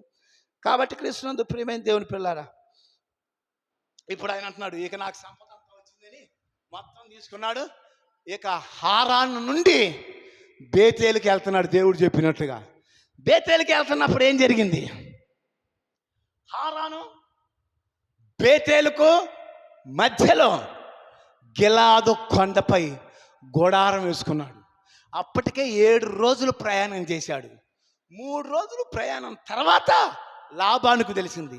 లాబాను పగతో వస్తున్నాడు, కక్షతో వస్తున్నాడు. ఏదైనా చెయ్యాలి, ఏదైనా వాళ్ళని ఏదో ఒకటి చేయాలి. వాడు ఇట్ట చేస్తాడా అట్ట చేస్తాడని పగతో, ద్వేషముతో, అసూయతో వాడు ఇసంగొక్కుంటూ వస్తున్నాడు. ఎవరు? లాబాను. అయితే క్రీస్తునందు ప్రియమైన దేవుని పిల్లారా, దేవుని యొక్క వాక్యంలో కానీ గమనించినట్లయితే అప్పుడు ఆ లాబానుతో దేవుడు చెప్తున్నాడు, బాయ్ నీవు వెళ్తున్నావు, యాకోబును కానీ మంచి కానీ చెడు కానీ అన్నావో జాగ్రత్త సుమి అని చెప్పాడు ఆయన. దేవునికి స్తోత్రం కలుగును గాక. హల్లెలూయా. అయితే క్రీస్తునందు ప్రియమైనటువంటి దేవుని పిల్లారా, ఆయన వెళ్ళిపోతున్నప్పుడు ఆ గిలాదు కొండ మీద గుడారం వేసుకున్నాడు. అక్కడ ఆయన ఆగి ఉన్నాడు. ఇక్కడ ఇప్పుడు లాబాను కూడా అక్కడికి వెళ్తున్నాడు. లాబాను కూడా ఒక పక్క గుడారం వేసుకున్నాడు. హల్లెలూయా. ఇప్పుడు ఏమంటున్నారు? దేవుడు ఎప్పుడైతే లాబానుతో మాట్లాడాడో కోపం అంతా పోయింది, పగంతా పోయింది, దేశమంతా పోయింది. హల్లెలూయా. గిలాదు అనగా ఏంటంటే అది కలువరి కొండకు మాదిరిగా ఉన్నది. హల్లెలూయా. ఏ వ్యక్తి అయినా అక్కడికి వస్తే శత్రువు కూడా మిత్రుడుగా మార్చబడతాడు. నీవు ఎక్కడికి రావాలి? ఇప్పుడు ఆ గిలాదు కొండ మీదకి రావాలి. గిలాదు కొండ మీద ఏముంది? సమాధానం ఉంది. శత్రువు కూడా ఏం చేస్తున్నాడు? అక్కడికి వచ్చి సమాధాన పడుతున్నాడు. నాకు చెప్పొస్తే బాగుండు కదా యాకోబు. ముందు ఆలోచనలో ఏముంది? నా దేవుడు నిన్ను గద్దించిన తర్వాత నా జోలు రావద్దని చెబితే ఆగావు నువ్వు, లేకపోతే యాకోబును చంపేసేవాడు. యాకోబును భయంకరంగా ఏం చేయాలనుకుంటే అలా చేసేవాడు. అందుకనే దేవుని వాక్యం చెబుతుంది. మరి యాకోబు ఎప్పుడైతే గిలాదు కొండ మీదకి వచ్చాడో కీర్తనకారుడు దావీదు అంటున్నాడు, గిలాదు నాది. ఎవరిది గిలాదు? గిలాదు దేవుడిదట. ఇప్పుడు గిలాదులో ఎవరున్నా? గిలాదు కొండ మీద ఎవరున్నారు? యాకోబు ఉన్నాడు. గిలాదు నాదైతే ఆ కొండ మీద ఉన్న యాకోబు ఎవరు? హల్లెలూయా. పరమగీతాల్లో ఒక మాట ఉంది, అతడు నావాడు, నేను అతని దానను అని చెప్పేసి షూలామితి మాట్లాడుతూ ఉంటుంది. అతడు నావాడు, నేను అతని దానను. గిలాదు నాది, మనస్సే నాది, ఎఫ్రాయిము నా శిరస్నానము, మోయాబు నా కాళ్ళు కడుక్కునే పల్లెము. దేవునికి స్తోత్రం కలుగును గాక. హల్లెలూయా. కాబట్టి క్రీస్తునందు పిల్లలు ఇప్పుడు చెప్పండి, గిలాదు నాది, ఆమె నాది, ఆ యొక్క షూలామితి నాది. హల్లెలూయా. ఆమంటుంది ఆ వరుడు నావాడు. మరి ఆ వరుడు అంటున్నాడు ఆమె నాది. దేవునికి స్తోత్రం. నేను అతని దానను, అతడు నావాడు. దేవునికి స్తోత్రం కలుగును గాక. హల్లెలూయా. చూడండి, ఇద్దరు అన్నదమ్ములు ఉన్నారనుకోండి. వాళ్ళంటే బాబు మీరు ఎవరని అంటే మేము సొంత అన్నదమ్ములమండి అని అంటాడు. ఒకవేళ బాబాయ్ కొడుకు అక్కడ పక్కన అనుకోండి, మా కజిన్ అండి అని అంటాడు. కానీ సొంత తమ్ముడు ఉంటే మై డియర్ బ్రదర్, మేమిద్దరం ఒక తల్లి పిల్లలం, ఒక తండ్రి పిల్లలం. హల్లెలూయా. అలాగే షూలామితి అంటుంది ఆయన నావాడు, ఆయన నాది. ఆయన అంటున్నాడు ఆమె నాది. దేవునికి స్తోత్రం కలుగును గాక. హల్లెలూయా. ఎందుకని? వాక్యం ద్వారా వధువు వివాహం చేయబడింది. కాబట్టి ఇప్పుడు వాక్యం ద్వారా ఎవరైతే వివాహం చేయబడ్డారో ఆయన భార్య అయి ఉన్నారు. హల్లెలూయా. ఇక ఆయన భార్య ప్రదానం చేయబడినప్పుడే అతని భార్య. ఇక పెళ్లి చేసుకున్నాక ఇక ఎవరు విడదీయరానంత భార్యాభర్తల వాళ్ళు, ఇక వారిని ఎవరు విడదీయలేరు. అందుకని అంటున్నాడు ఆమె నాది, నేను ఆయన వాడను, అతడు నావాడు, నేను అతని దానను. దేవునికి స్తోత్రం కలుగును గాక. హల్లెలూయా. ఇది ఎంత బంధం అంటే ఇది ఒక రక్త సంబంధం. ఇది ఒక కలయికతో కూడినటువంటి ఐక్యత. ఇది దేవునికి స్తోత్రం కలుగును గాక. హల్లెలూయా. కాబట్టి క్రీస్తునందు ప్రియమైన దేవుని పిల్లారా, మరి ఈ గిలాదు దగ్గర మరి ఏం చేస్తున్నాడంటే యాకోబు అక్కడ ఆగిపోయాడు. దేవుడు చెప్పాడు లాబాను వస్తాడు, డోంట్ వర్రీ, నువ్వు భయపడాల్సిన పనే లేదు.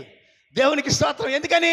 నువ్వు గిలాదు దగ్గరికి వచ్చావు, గిలాదు మీద ఉన్నావు, గిలాదు పర్వతం మీద ఉన్నావు. గిలాదు ఏంటిది? గిలాదు నాదే. నీ జోలు ఎవడు వస్తాడు?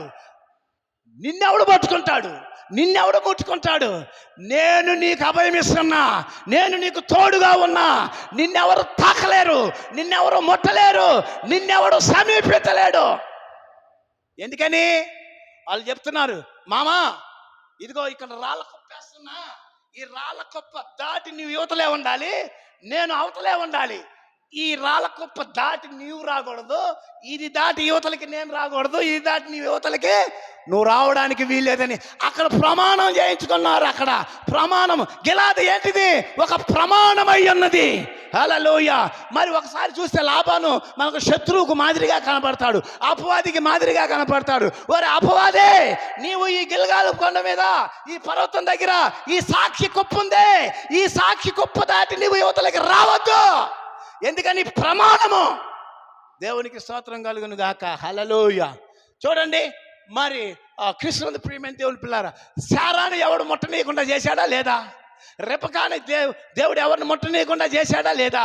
మోషే జమ్ము పెట్టిన ఎవరన్నా తాకనిచ్చారా? హల్లెలూయా. కాబట్టి కృష్ణుని ప్రియమైన దేవుని పిల్లారా, మరి ఒక జమ్ము పెట్టినే తాకనివ్వలా, ఒక జమ్ము పెట్టినే తాకనివ్వలా, ఒక మట్టితో జమ్ముతో తయారు చేసిన జమ్ము పెట్టిన తాకనేలా. ఎందుకని? ఆ జమ్ము పెట్టెలో వాక్యం ఉన్నది, జమ్ము పెట్టెలో వర్తమానం ఉన్నది, జమ్ము పెట్టెలో ప్రవక్త ఉన్నాడు, జమ్ము పెట్టెలో ఆ గడియ వాక్యం అంతా జమ్ము పెట్టెలోనే ఉంది. వాక్యాన్ని భూ ప్రపంచంలో ఎవడు తాకలేడు. ఈ చిన్న రాయి ఈ 4 రాజ్యాలను కొట్టేసింది, తుత్త నీలుగా చేసింది. ఈ రాయి ఎవడి మీద పడును వాడు తునకలగును, వాడు మొక్కలాగను, చెక్కలాగను, దుమ్మగును, ధూళగును, గాలిస్తే ఎట్టెగిరిపోతాడో తెలియదు. అంత ప్రభావం కలిగింది చిన్న రాయి. దేవుడికి స్తోత్రం కలుగును గాక. వాక్యం ముందు ఎవరు నిలబడలేరు, వాక్యం ముందు ఎవరు నిలవజాలరు, వాక్యాన్ని ఎవరు చంపలేరు, వాక్యపు జోలి ఎవరు రారు. అందుకని లాబానా, నువ్వెక్కడికి దాటి రావద్దయ్యా. దీని పేరేందో తెలుసా? మిస్పా. గిలాదు కొండ మీద ఆ రాళ్ళు పేర్చిన స్థలాన్ని ఏమన్నారు? మిస్పా అని చెప్పబడతా ఉంది. ఈ మిస్పాను దాటి నీవు అటు రావద్దు, నేను ఇటు రావద్దు అని చెప్పేసి ఆ దేవుని యొక్క వాక్యంలో అక్కడ రాయబడింది. చూడండి, లాబాను హాని చేయడానికి వస్తున్నాడు, పగతో వస్తున్నాడు, దేశంతో వస్తున్నాడు.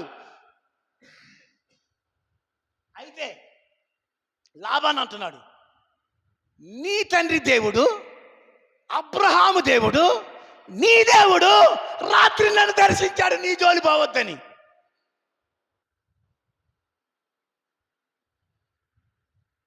యాకోబుతో కూడా చెప్పాడు, రాత్రి నేను వాడిని దర్శించాను, నీ జోలు రాడు, నిన్ను కాపాడువాడు నేనే, నేను కొనుకొను నిద్రపోను యాకోబా, నేను నిన్ను కాపాడేవాడిని. ఏంటిది? గిలాదు కొండ ఏంటిది? నిన్ను కాపాడే స్థలము. హల్లెలూయా. అది నిన్ను రక్షించే స్థలము, శత్రువు నుండి కాపాడే స్థలము, పగ నుండి కాపాడే స్థలము, శత్రువు దాడి నుండి కాపాడే స్థలము, సాతాను తొందరపాట్ల నుంచి కాపాడే స్థలము. ఆ గిలాదు ఏంటిది? గిలాదు నాదే. హల్లెలూయా. ఎవడు తాగడానికి వీలేదు, ఆ మిస్పాను దాటి ఎవడు రాలేడు. అది ఏమని చెప్పుకుంటున్నాం? ఆ గిలాదు కొండ అది కలువరి కొండకు మాదిరిగా ఉంది. ఆ కలువరి కొండ ఏంటిది? ఆ గొలగతా కొండ. ఆ గొలగతా కొండ ఏంటిది? సిలువ వేయబడిన యేసు అక్కడ ఉన్నాడు. నీ కొరకు నా కొరకు రక్తం కార్చిన దేవుడు అక్కడ ఉన్నాడు. నీ కొరకు నా కొరకు ఎలా చెల్లించాడు ఆయన. ఆ ఎలా చెల్లించి ఆ రక్తంతో మనల్ని కొన్నాడు.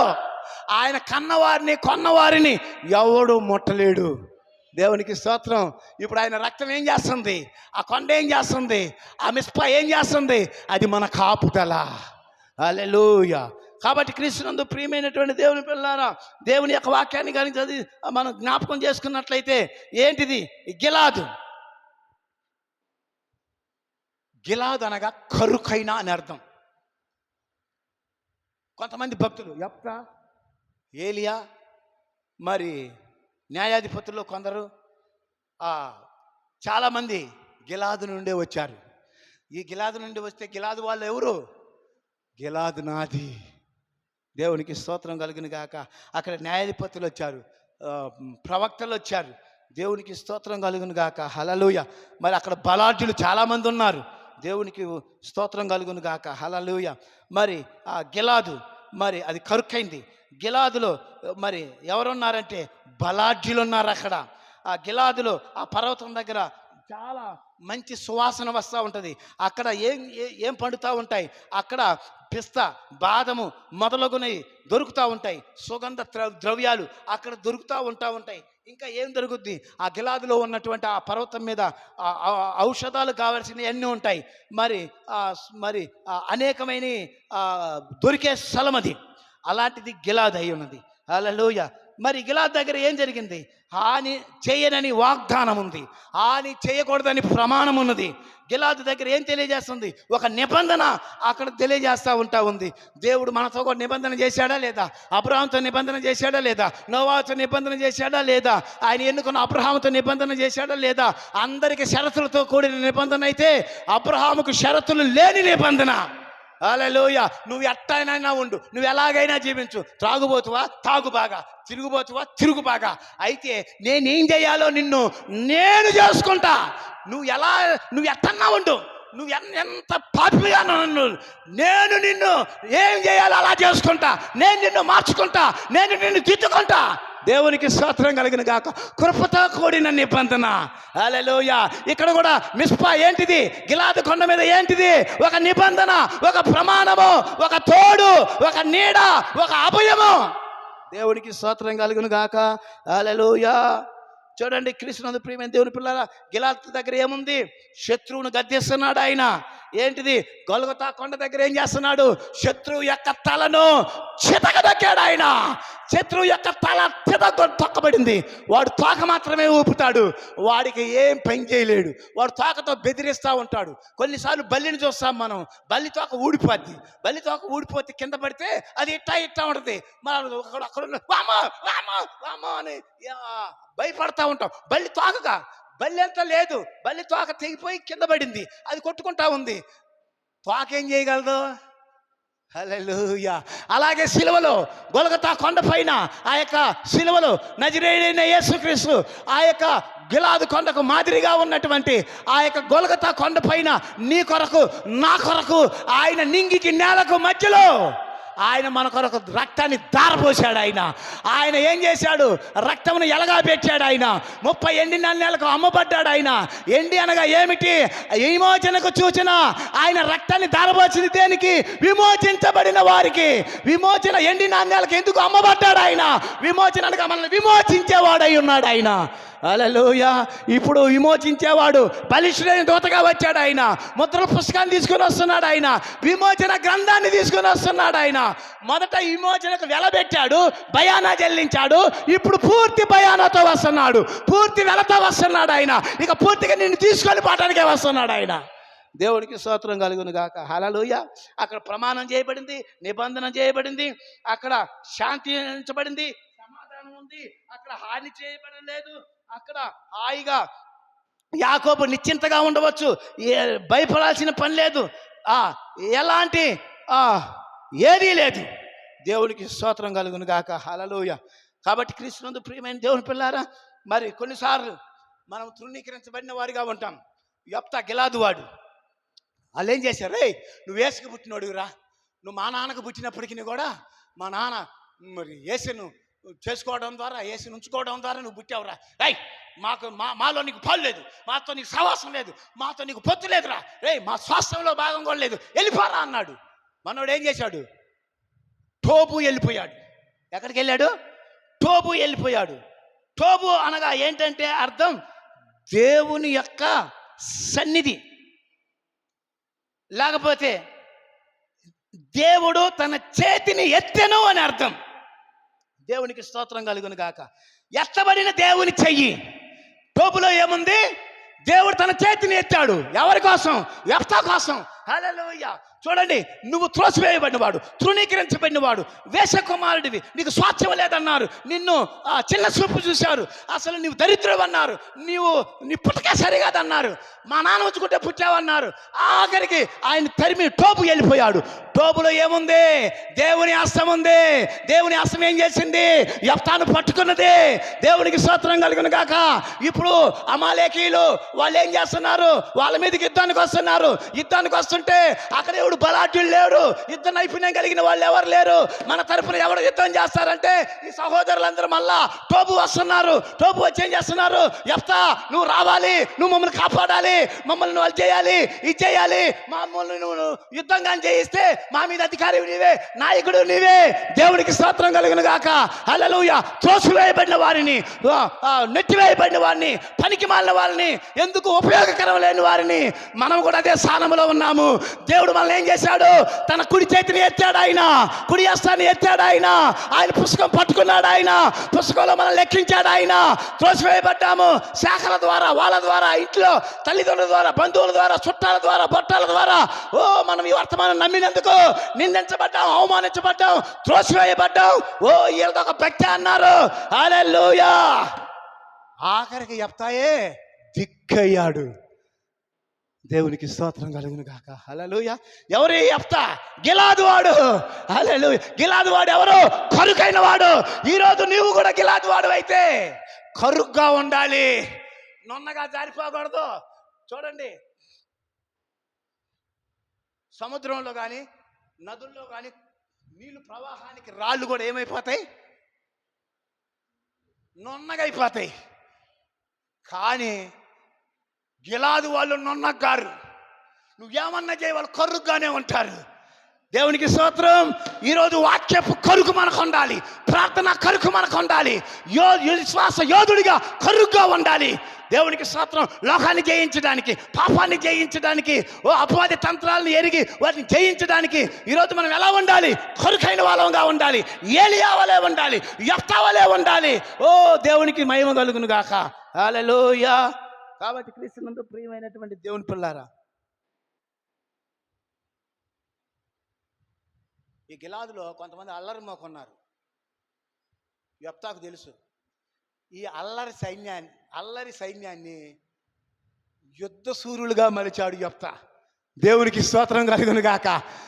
దేవునికి మహిమ కలుగును గాక. హల్లెలూయా. ఈరోజు మనల్ని క్రీస్తు రాయబారులుగా, క్రీస్తు సైనికులుగా దేవుడు మనల్ని ఏం చేస్తున్నాడు? మనల్ని మలిచిందా వాక్యం? వర్తమానం మనం మలిచిందా? మనం కూడా లోకంలో అల్లరాళ్ళం, చిల్లరాళ్ళం, తప్పుడు బ్యాచి, గంజాయి బ్యాచి, రకరకాల తప్పుడైన కార్యాల్లో మనం ఉన్నాము. కానీ దేవుడు మనల్ని ఏం చేశాడు? ఆయన సైనికులుగా చేసుకున్నాడు. ఆయన సైన్యంగా చేసుకున్నాడు. ఆయన వధువుగా చేసుకున్నాడు. ఆయన పనికి యుద్ధం చేసే వాళ్ళగా మనల్ని చేసుకున్నాడు. దురాత్మ సమూహాలతో పోరాడే వాళ్ళగా చేసుకున్నాడు. వ్యాధులతో పోరాడే వాళ్ళగా, దెయ్యంతో పోరాడేలుగా, లోక కార్యాలతో పోరాడే వాళ్ళగా మనల్ని దేవుడు ఒక యోధులుగా చేసుకున్నాడు. దేవునికి స్తోత్రం కలుగును గాక. హల్లెలూయా. ఇప్పుడు యెఫ్తా ఏమయ్యాడు? నాయకుడయ్యాడు, అధికారి అయ్యాడు. దేవునికి స్తోత్రం. రేపు ఏ ఏళ్ల పాలనలో వధువు ఈ భూమి మీద ఏమి శాతకానిలాగా ఉంది, కానీ ఆమె రాణి ఏ ఏళ్ల పాలనలో ఆయనతో పాటు పరిపాలించబోతుంది. దేవునికి స్తుతి, ఘనత, మహిమ, ప్రభావం కలుగును గాక. యెఫ్తాను త్రోసేసినట్టు యేసుక్రీస్తును కూడా త్రోసివేశారు, నెట్టివేశారు, త్రోసివేశారు. మాకు కాదన్నారు. ఆఖరికి ఆయనే రేపు దిక్కుగా పోతున్నాడు. దేవునికి స్తోత్రం కలుగును గాక. హల్లెలూయా. కాబట్టి మిస్పా, ఆ రాళ్ళ కుప్ప పేరు యాకోబేమో గలేద్ అన్నాడు, మరి లాబానేమో యాగర్ సహదూత అని పేరు పెట్టాడు. దానికి ఏది? రాళ్ళ కుప్పకి యాగర్ సహదూత అని పేరు పెట్టాడు లాబాను. అయితే యాకోబేమని పేరు పెట్టాడంటే దానికి గలేదు అనే పేరు పెట్టాడు. ఆ గలేదు చిన్నగా మారి గిలాదు అయ్యింది. దేవునికి స్తోత్రం కలుగును గాక. ఈ గిలాదులో ఏముంది? అక్కడ రాళ్ళ కుప్ప ఉంది. ఏంటిది ఆ రాళ్ళ కుప్ప? మిస్పా అని పేరు పెట్టింది. ఇక్కడ ఇటు వాళ్ళు అటు రాకూడదు, అటు వాళ్ళు ఇటు రాకూడదు. ఏంటిది ఆ మిస్పా? అది కలువరి సిలువ అయి ఉన్నది, యేసుక్రీస్తు రక్తం అయి ఉన్నది, ఆయన పొందిన దెబ్బలు అయి ఉన్నాయి. ఓ దయ్యమా, యేసుక్రీస్తు రక్తాన్ని దాటి యాకోబు వైపు రావడానికి వీలు లేదు, వధువు వైపు రావడానికి వీలు లేదు, విశ్వాసుల వైపు రావడానికి వీలు లేదు. నువ్వు అవతలనే ఉండాలి. కానీ లాభాలు పరిగెడతా ఉంటాడు. మనం వెంటనే వారు పరిగెడతా ఉంటాడు. వారు పరిగెడతాం వల్ల మనం కూడా పరిగెడతా ఉంటాం. వాడు స్పీడ్ పరిగెట్టాడు అనుకో దయ్యం, మనం కూడా స్పీడు పరిగెడతా ఉంటాం. వాడు లేకపోతే మనం నత్తలాగా నడుపుతూ ఉంటాం, వాడుంటే పులిలాగా పరిగెత్తుతాం. దేవునికి స్తోత్రం కలుగును గాక. కొన్నిసార్లు సమస్యలు, కొన్నిసార్లు కష్టాలు, కొన్నిసార్లు వ్యాధులు, కొన్నిసార్లు రుగ్మతలు, కొన్నిసార్లు అవి వస్తూ ఉంటాయి. అవి వస్తుంటేనే మనము ప్రార్థన యోధులం అవుతాం, క్రీస్తు సైనికులం అవుతాం, ఉపవాస ప్రార్థన చేస్తాం, గంటల ప్రార్థన చేస్తాం, ప్రార్థన యోధులం అవుతాం, ఉపవాసం యోధులం అవుతాము. హల్లెలూయా. గంటల తరబడి దేవుని సన్నిధిలో ప్రార్థన చేస్తూ ఉంటాం, రోదన చేస్తూ ఉంటాం. మిస్పా అనగా ప్రార్థించే స్థలము. ఎక్కడుంది మిస్పా? గిలాదు నద్ద. ప్రార్థన యోధులు ఎక్కడుంటారు? గిలాదు పర్వతం పైన. హల్లెలూయా. కలువరి యోధులు ఎక్కడ ఉంటారు? సంఘంలో కలువరి యోధులు, ప్రార్థనా యోధులు, ఉపవాస ప్రార్థన చేసేవాళ్ళు, విశ్వాసంతో నింపబడేవాళ్ళు, వాక్యపు కరుకైన ప్రజలుగా ఉండేవాళ్ళు. దేవునికి స్తోత్రం కలుగును గాక. దానియేలు తనది కాని దేశంలో గంటల తరబడి ప్రార్థన చేస్తున్నాడు. ప్రార్థన చేయొద్దంటే తలుపులు తెరిచి ప్రార్థన చేస్తున్నాడు. ఎందుకని? సావుకు భయపడటంలా, మరణానికి భయపడటంలా, దేవుని యొక్క సన్నిధిలో గడపాలని దేవుని సన్నిధిలో ప్రార్థన యోధుడిగా ఉన్నాడు. ఆయన లోకానికి భయపడటంలా, రాజుకు భయపడటంలా, శాసనానికి భయపడటంలా. దేవునికి స్తుతి, ఘనత, మహిమ, ప్రభావం కలుగును గాక. హల్లెలూయా.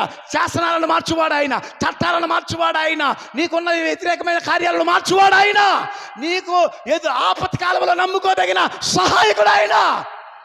నీకేదైనా నొప్పి తగిలితే ఆయన కనుగుడ్డుకు నొప్పే, అంతగా నిన్ను ప్రేమిస్తున్నాడు.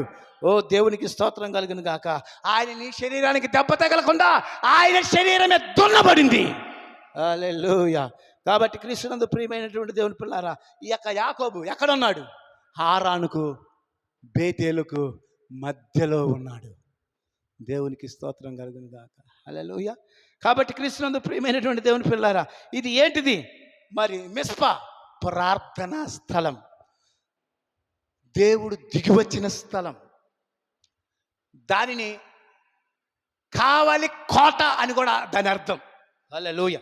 ఏంటిది? కావలి కోట. దేవునికి స్తోత్రం కలుగును గాక. హల్లెలూయా. కాబట్టి ఈరోజు మిస్పాలో ఆ గిలాదు కొండ పైన ఏముంది? మిస్పా ఉంది, ప్రార్థన అనుభవం. ఈరోజు నీ ఇంట్లో హిందువులు చూడండి, ఒక మూలన పట్టమంటది, ఆ గుడి అంతా కూడా దేవుడికి. మరి నీ ఇంట్లో ఉందా ప్రార్థన గది? ప్రార్థించే స్థలం ఉందా? ప్రార్థన యోధులుగా ఉన్నారా? వర్తమాన యోధులుగా ఉన్నారా? ఒక ప్రత్యేకంగా ప్రార్థనా స్థలం ఉందా? ప్రార్థించే స్థలం ఉందా? మోకాళ్ళ అనుభవం ఉందా? హల్లెలూయా. ఎన్ని గదులు ఉన్నప్పటికీ ప్రార్థన గది అనేది ఒకటి ఉండాలి. అంటే ప్రార్థన గది అంటే ఒక కట్టుకోవాలా? లేదు, నువ్వు ప్రార్థన చేయడమే ప్రార్థన గది అయి ఉన్నది. హల్లెలూయా. ఒక ప్రార్థన స్థలం అవసరము. మిస్పాలో ఏంటిది? అది ప్రార్థనా పరుని స్థలము. దేవునికి స్తోత్రం కలుగును గాక. హల్లెలూయా. చూడండి, హన్నా ఏం చేసింది? శిలోకి వెళ్ళింది. శిలోహులో ఏం చేస్తుంది? ప్రార్థన చేస్తుంది. ఆమె గంటల తరబడి ప్రార్థన చేస్తుంది. ఏమ్మా, ఏం మర్చిపోయిందా? తిక్కా పిచ్చా, మందు తాగొచ్చావా? గుట్కా తిన్నావా? లేకపోతే గంజాయి తాగావా? ఏంటమ్మాయి ఎంతసేపు? ఏంటి ఏది మూలుగుతున్నావు? లోపల మదన పడుతున్నావు? మత్తురాలు అయిపోయావా అని అంటున్నాడు. ప్రార్థన చేస్తున్నది ఆ అన్న. ఏముంది? ఆమె మిస్పా ఉంది. మిస్పా ఏంటిది? ప్రార్థనా స్థలము. ప్రార్థనా గది అన్నాకుంది. ప్రార్థనా గది అన్నాకి ఏం చేసింది? ప్రార్థనా గదిలో ఏం చేసింది? తన్ను తాను విన్నపించుకున్నది, తన్ను తాను చెప్పుకున్నది, తన్ను తాను విన్నవించుకుంటుంది, తన మనవి అంతా చేసుకుంటుంది. నా జీవితం ఇది ప్రభువా, నా జీవితం ఇలాగుంది ప్రభువా, ఇదిగో నాయనా నేను కొట్టిపోతున్నా నాయనా, ఇదిగో నేను ఇలాగున్నాను ప్రభువా, నా జీవితంలో ఇలాగ తయారైంది ప్రభువా. ఏదైనా నీవే సాయం చేయాలి, నువ్వేదైనా స్థితిగతులు మార్చాలి. నువ్వు మాత్రమే మార్చగలిగిన దేవుడవు. నువ్వు మాత్రమే గొడ్రాలను ఇల్లాలుగా సంసారాలుగా చేయగలిగిన దేవుడవు నాయన. ఓ దేవా అని మొక్కుకుంటుంది, ఏడుస్తుంది, ప్రార్థిస్తుంది. మిస్పా ఏంటిది? ప్రార్థనా గోపురం, ప్రార్థనా స్థలం. దేవునికి స్తోత్రం. హిజ్కియా ఏం చేస్తున్నాడు? నువ్వు మరణం అవుతావు, చచ్చిపోతావురా బాబు, దేవా నాకు సహాయం చేయి. నేను మంచితనం ఎంత జీవించాను, నేను ఎలాగ మంచిగా జీవించాను, ఒకసారి యథార్థ హృదయాన్ని నేను జీవించాను, నన్ను ఒక్కసారి జ్ఞాపకం చేసుకో. ప్రార్థన అనుభవం. మిస్పా అనుభవము ఏం చేసింది? 15 సంవత్సరాల ఆయుష్కాలాన్ని పెంచింది. దేవునికి స్తోత్రం కలుగును గాక. ఈరోజు హిజ్కియాకి 15 సంవత్సరాల ఆయుష్కాలాన్ని పెంచితే, ఈరోజు వధువా నువ్వు ప్రార్థన చేస్తే, మనకు ప్రార్థన చేస్తే 10-20 సంవత్సరాలు అవసరం లేదు. మనము నిత్యత్వంలోకి వెళ్ళిపోబోతున్నాము, నిత్యము జీవించబోతున్నాము. ఓ దేవునికి మహిమ కలుగును గాక. హల్లెలూయా. కాబట్టి క్రీస్తునందు ప్రియమైనటువంటి దేవుని పిల్లారా, దేవుని యొక్క వాక్యాన్ని కానీ గమనిస్తే, మన ప్రభు అయిన యేసుక్రీస్తు ప్రార్థనా యోధుడు. హల్లెలూయా. ఆయన ఏం చేశాడు? ఒలీవా కొండకి ప్రతిరోజు ప్రతిసారి ఆయనకు అలవాటది, ప్రార్థన చేయకుండా ఉండలేడు ఆయన. దేవునికి స్తోత్రం. ఏంటిది అది? మిస్పా అనుభవం. మిస్పా అనుభవం ఏంటిది? ఆ గెత్సెమనీలో ప్రార్థన, ఆ యొక్క ఒలీవా కొండ మీద ప్రార్థన. దేవునికి స్తోత్రం. ఈరోజు వధువా, ఓ సంగమా, నీకు కూడా ఏం కావాలి? ఒక గిలాదులో, ఆ గిలాదు కొండ పైన ఆ మిస్పా సాచి కుప్ప. హల్లెలూయా. అది దాని పేరు ఏంటిది? మిస్పా. హల్లెలూయా. మిస్పా ఏంటిది? ప్రార్థన అనుభవము, ప్రార్థన జీవితము. దేవునికి స్తోత్రం కలుగును గాక. హల్లెలూయా. కాబట్టి క్రీస్తునందు ప్రియమైనటువంటి దేవుని పిల్లారా, దేవుని యొక్క వాక్యాన్ని కానీ గమనిస్తే, మిస్పాలో ఏముంది? దేవుని యొక్క పవర్ఫుల్ శక్తి అంతా అక్కడ ఉంది. ఆ గిలాదు కొండ మీద ఏముంది? దేవుని శక్తి ఉంది, దేవుని ప్రభావం ఉంది, దేవుని సన్నిధి ఉంది అక్కడ. దేవునికి స్తోత్రం కలుగును గాక. ప్రార్థన ఎక్కడ ఉంటుందో దేవుని సన్నిధి అక్కడ ఉంటుంది. ప్రార్థన ఎక్కడ ఉంటుందో ఆయన ప్రభావం అక్కడ ఉంటుంది. దేవుని యొక్క ప్రభావం ఎక్కడ ఉంటుందో అక్కడ అద్భుతాలు జరుగుతాయి, అక్కడ ఆశ్చర్య కార్యం జరుగుతుంది అక్కడ. దేవునికి స్తోత్రం కలుగును గాక. హల్లెలూయా. ఏందా మిస్పా? నిబంధన స్థలము, నిబంధన గోపురం, కావలి కోట. అలా గిలాదులో ఉన్నటువంటి అదేంటిది? పగతో వచ్చేవాడు కూడా శాంతంతో ఉండాల్సి వస్తుంది. హల్లెలూయా. ఏ లాబాను, నీకు నాకు నిబంధన ఉంది, నా జోలు రావడానికి లేదు. ఇక్కడ మిస్పా ఉంది, ఇదిగో గొల్గొతా కొండ ఉంది, కలువరి సిలువ ఉంది. సిలువను దాటి నువ్వు నా దగ్గరికి రాలేవు, రక్తాన్ని దాటి నువ్వు నా దగ్గరికి రాలేవు. దేవునికి స్తోత్రం కలుగును గాక. హల్లెలూయా. కాబట్టి కృష్ణునందు ప్రియమైనటువంటి దేవుని పిల్లారా, అది మిస్పా ఏంటిది? గిలాది ఏంటిది? శత్రువును కూడా సమాధానపరచగలిగిన పవర్, శక్తి అక్కడ ఉంది. దేవునికి స్తోత్రం కలుగును గాక. హల్లెలూయా. చూడండి, కృష్ణునందు ప్రియమైన దేవుని పిల్లారా, ఇశ్రాయేలు దగ్గర చాలా రోజులు మందసం, 20 సంవత్సరాల దగ్గర మందసం లేదు, ప్రార్థన లేదు, వాక్యం లేదు, ఏమీ లేదు. అయితే వాళ్ళు ఏం చేయారు? ఆ మందసాన్ని తీసుకురావాలి, మందసాన్ని తీసుకొని రావాలి. దేవునికి స్తోత్రం కలుగును గాక. హల్లెలూయా. దేవుని శక్తి మరలా తీసుకురాబడాలి. హల్లెలూయా. అక్కడ ఏం చేస్తున్నాడు? ఈ యొక్క మిస్పా ఏంటిది? ఈ గిలాది ఏంటిది? ఇక్కడ పశ్చాత్తాపడే స్థలము, పాపాలను శుద్ధీకరించుకునే స్థలము, నీ పాపాలన్నీ దేవునికి చెప్పి కడుక్కునే స్థలము ఈ గిలాదు. ఈ గిలాదే గొల్గొతా కొండ, కలువరి సిలువ. దేవునికి స్తోత్రం కలుగును గాక. హల్లెలూయా. కాబట్టి కృష్ణునందు ప్రియమైన దేవుని పిల్లారా, ఇది గెక్కెమని మీద, ఈ యొక్క ప్రార్థనా స్థలం మీద నువ్వు రా. నీ భారం అంతా ఆయన మీద మోపు, నీ భారం యెహోవా మీద మోపుము. ఆయన, నీ భారం ఆయన మోసే దేవుడు ఆయన. దేవునికి స్తోత్రం కలుగును గాక. హల్లెలూయా. కాబట్టి కృష్ణునందు ప్రియమైన దేవుని పిల్లారా, మరి లాబాను యాకోబు వెంబడి పడుతున్నాడు. దేవుడు ఏం చేశాడు? ఆపు చేశాడు. శత్రువును ఆపు చేస్తాడు. దేన్నైనా నీ మీదకి రాకుండా ఆపు చేయగలిగిన పవర్ఫుల్ శక్తి క్రీస్తులో ఉన్నది, దేవునిలో ఉన్నది. దేవునికి స్తోత్రం కలుగును గాక. హల్లెలూయా. చూడండి, కృష్ణునందు ప్రియమైన దేవుని పిల్లారా, ఇప్పుడు లాబాను ఒక మాట అంటున్నాడు. ఓ యాకోబు, మరి సరే వచ్చావు పోతే పోయింది, సరే తర్వాత సంగతి. కానీ నా గృహదేవతలు తెచ్చుకున్నారేంటి మీరు? నా బొమ్మలు తెచ్చుకున్నారేంటి? నా విగ్రహాలు తెచ్చుకున్నారు ఎందుకు? చూడండి, ఆయన చెప్పాడు, యాకోబు చెప్పాడు, నా పిల్లల్లో, తల్లుల్లో, మా చిన్నోళ్ళల్లో, మా గాడిదల్లో ఎక్కడైనా కానీ మేము ఏదన్నా నీ వస్తువు కానీ నీ విగ్రహాన్ని కానీ తెలుసుకున్నట్లయితే చెక్ చేసుకోమన్నాడు. దేవునికి స్తోత్రం కలుగును గాక. యాకోబు ఎవరు? కృప. ఈ సంఘంలో ఏదైనా పాపం ఉందేమో, ఏదైనా విగ్రహం ఉందేమో ఛాలెంజ్ చేస్తున్నా, చూసుకో. నా సంఘం అలాంటిది కాదు, నేను అలా పెంచలేదు నా పిల్లల్ని, నా పిల్లలు అలా లేరు, నా ఉండవు. ఎందుకంటే విగ్రహారాధన అంటేనే యాకోబులో మంత్రం లేదు, శకునము లేదు కదా. హల్లెలూయా. యాకోబు ఏంది? కృప ఉన్నాడు. కృప ఏమని చెప్తుంది? మా వాళ్ళల్లో ఏ తప్పిదమో లేదు. ఎంత కృప! ఓ దేవా, చూడండి ఏం చేశాడు ఆయన. కృప ఏం చేసింది? మన పాపాలని మరపనే సముద్రంలో పడవేసింది. పాపాలనే జ్ఞాపకం చేసుకోనన్నాడు దేవుడు. కృప ఏం చేస్తుంది? మన పాపాలని ఎత్తి చూపట్లా. మనం ఏం చేస్తున్నాం? ఆమె ఎట్ట, ఏమి ఎట్ట, ఆయన ఎట్ట, ఏనెట్ట, ఒకరి మీద ఒకరు ఏలు చూపుకుంటున్నాం. ఇదా కృప? ఇదా? హల్లెలూయా. ప్రవక్త అంటున్నాడు, ఏదైనా ఒక వ్యక్తి మీద తప్పుగా నీకు తెలిసినట్లయితే, చూడు పాస్టర్ గారు, ఆయన గురించి నీకు తెలియదు పాస్టర్ గారు, నువ్వేమో నమ్ముతావు, ఆయన విశ్వాసం అనుకుంటా. విశ్వాసి కాదు, ఆయన పిశాసి, నువ్వు జాగ్రత్తగా గుర్తుపెట్టుకో అంటాడు. ఆయన పాస్టర్ గారికి చెప్పకుండా మళ్ళీ ఇంకో పక్క వాళ్ళకి చెబుతాడు, ఇంకా వాళ్ళకి చెబుతాడు, వీళ్ళకి చెబుతాడు. ప్రోక్త ఏం చెబుతున్నాడు తెలుసా? నీకేదైనా తప్పితం తెలిస్తే గోపురం దగ్గరికి రా, మిస్పా దగ్గరికి రా, నీ సహోదరుని గురించి ప్రార్థన చేయి. దేవా, నా సహోదరుల్లో ఆ తప్పు ఉండకూడదు, నా సహోదరుడు పవిత్రపరచబడాలి, నా సహోదరుడు నాతో పరలోకంలో ఉండాలి, నీ వలె నేను ఉండాలి, నీ వలె నా ప్రియ సోదరులందరూ ఉండాలి. వాళ్ళ తప్పులు నేను ఎంచడానికి కాదయ్యా, వాళ్ళ తప్పులు దిద్దు ప్రభువా, వాళ్ళని సరిచేయి ప్రభువా, సరిదిద్దు ప్రభువా.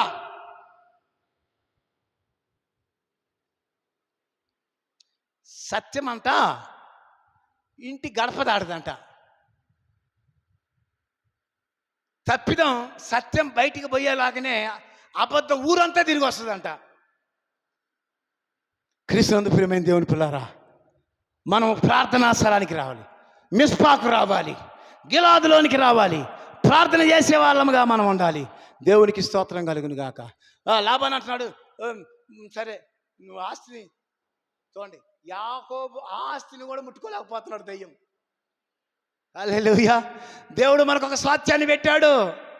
ఆ స్వాస్థ్యాన్ని ఎవడు తీసివేయలేడు. ఆ స్వాస్థ్యం ఏంటిది? నిత్య జీవం, నీతి రాజ్యం, దేవుని రాజ్యం. హల్లెలూయా! అది పరలోక రాజ్యం. హల్లెలూయా! ఆ యొక్క రాజ్యం మనలో నుండి తీసివేయలేడు ఎవడు కూడా. యాకోబు చెబుతున్నాడు, యాకోబు కృప ఎవరి కాడనే ఉంటే చెక్ చేసుకో. దేవునికి స్తోత్రం కలుగును గాక. హల్లెలూయా! నేను చెప్తున్నాను ప్రియ సోదరి సోదరులారా, ఇప్పుడు మనము హారాను నుండి గిలాదు దగ్గరికి వచ్చాము. గిలాదు నుండి బేతేలుకి వెళ్ళే లోపల ఏదన్నా ఒక విగ్రహం ఉందేమో, ఏదన్నా ఒక తప్పిదం ఉందేమో, ఏదన్నా ఒక దోషం ఉందేమో, దేవునికి విరోధమైన కార్యం నీలో ఏదైనా ఉందేమో, బేతేలు వెళ్ళే లోపల నువ్వు సరిదిద్దుకోవాలి. ఎందుకని? కృప ఛాయిస్ ఇచ్చింది. కృప నీకు అభయం ఇస్తుంది. కృప ఎక్కడైనా చెక్ చేసుకోమని అంటుంది. ప్రియ సోదరి సోదరులారా, ఏదైనా తప్పిదం ఉంటే బేతేలుకు చేరలేవు. బేతేలు అనగా ఏంటిది? దేవుని మందిరము. బేతేలు అనగా ఏంటిది? పరలోకము. బేతేలు అనగా ఏంటిది? తండ్రి ఇల్లు.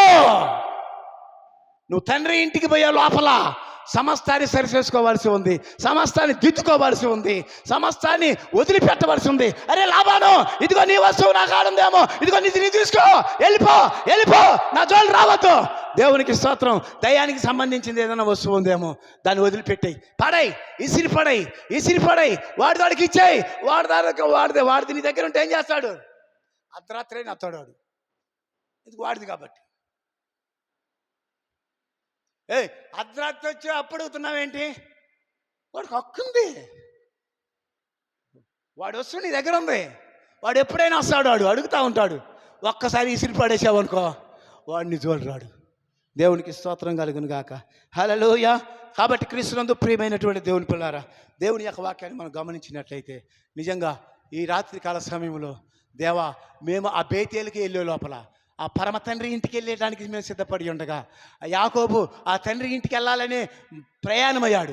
మార్గ మధ్యంలో గిలాదు దగ్గర ఆగిపోయాడు. గిలాదు పర్వతం దగ్గర ఆగిపోయాడు. గిలాదు పర్వతం దగ్గర ఏం జరిగింది? అది గలవరి కొండ, గొలగొతా కొండ, పశ్చాత్తాపడే కొండ, పాపాలు కడుక్కునే కొండ, ప్రార్థన చేసే స్థలము, దేవుడికి నీ మనవులన్నీ చెప్పుకునే స్థలము, దేవుడికి నీ యొక్క లోటుపాట్లన్నీ చెప్పుకునే స్థలము. యెఫ్తా ఏమంటున్నాడు? అయ్యా, నేను వేస కొడుకునే, నేను పనికిమాలిన వాడిని అని దేవుడితో ఆయన ఆ మిస్పా దగ్గరికి దేవుడు దిగొచ్చాడు.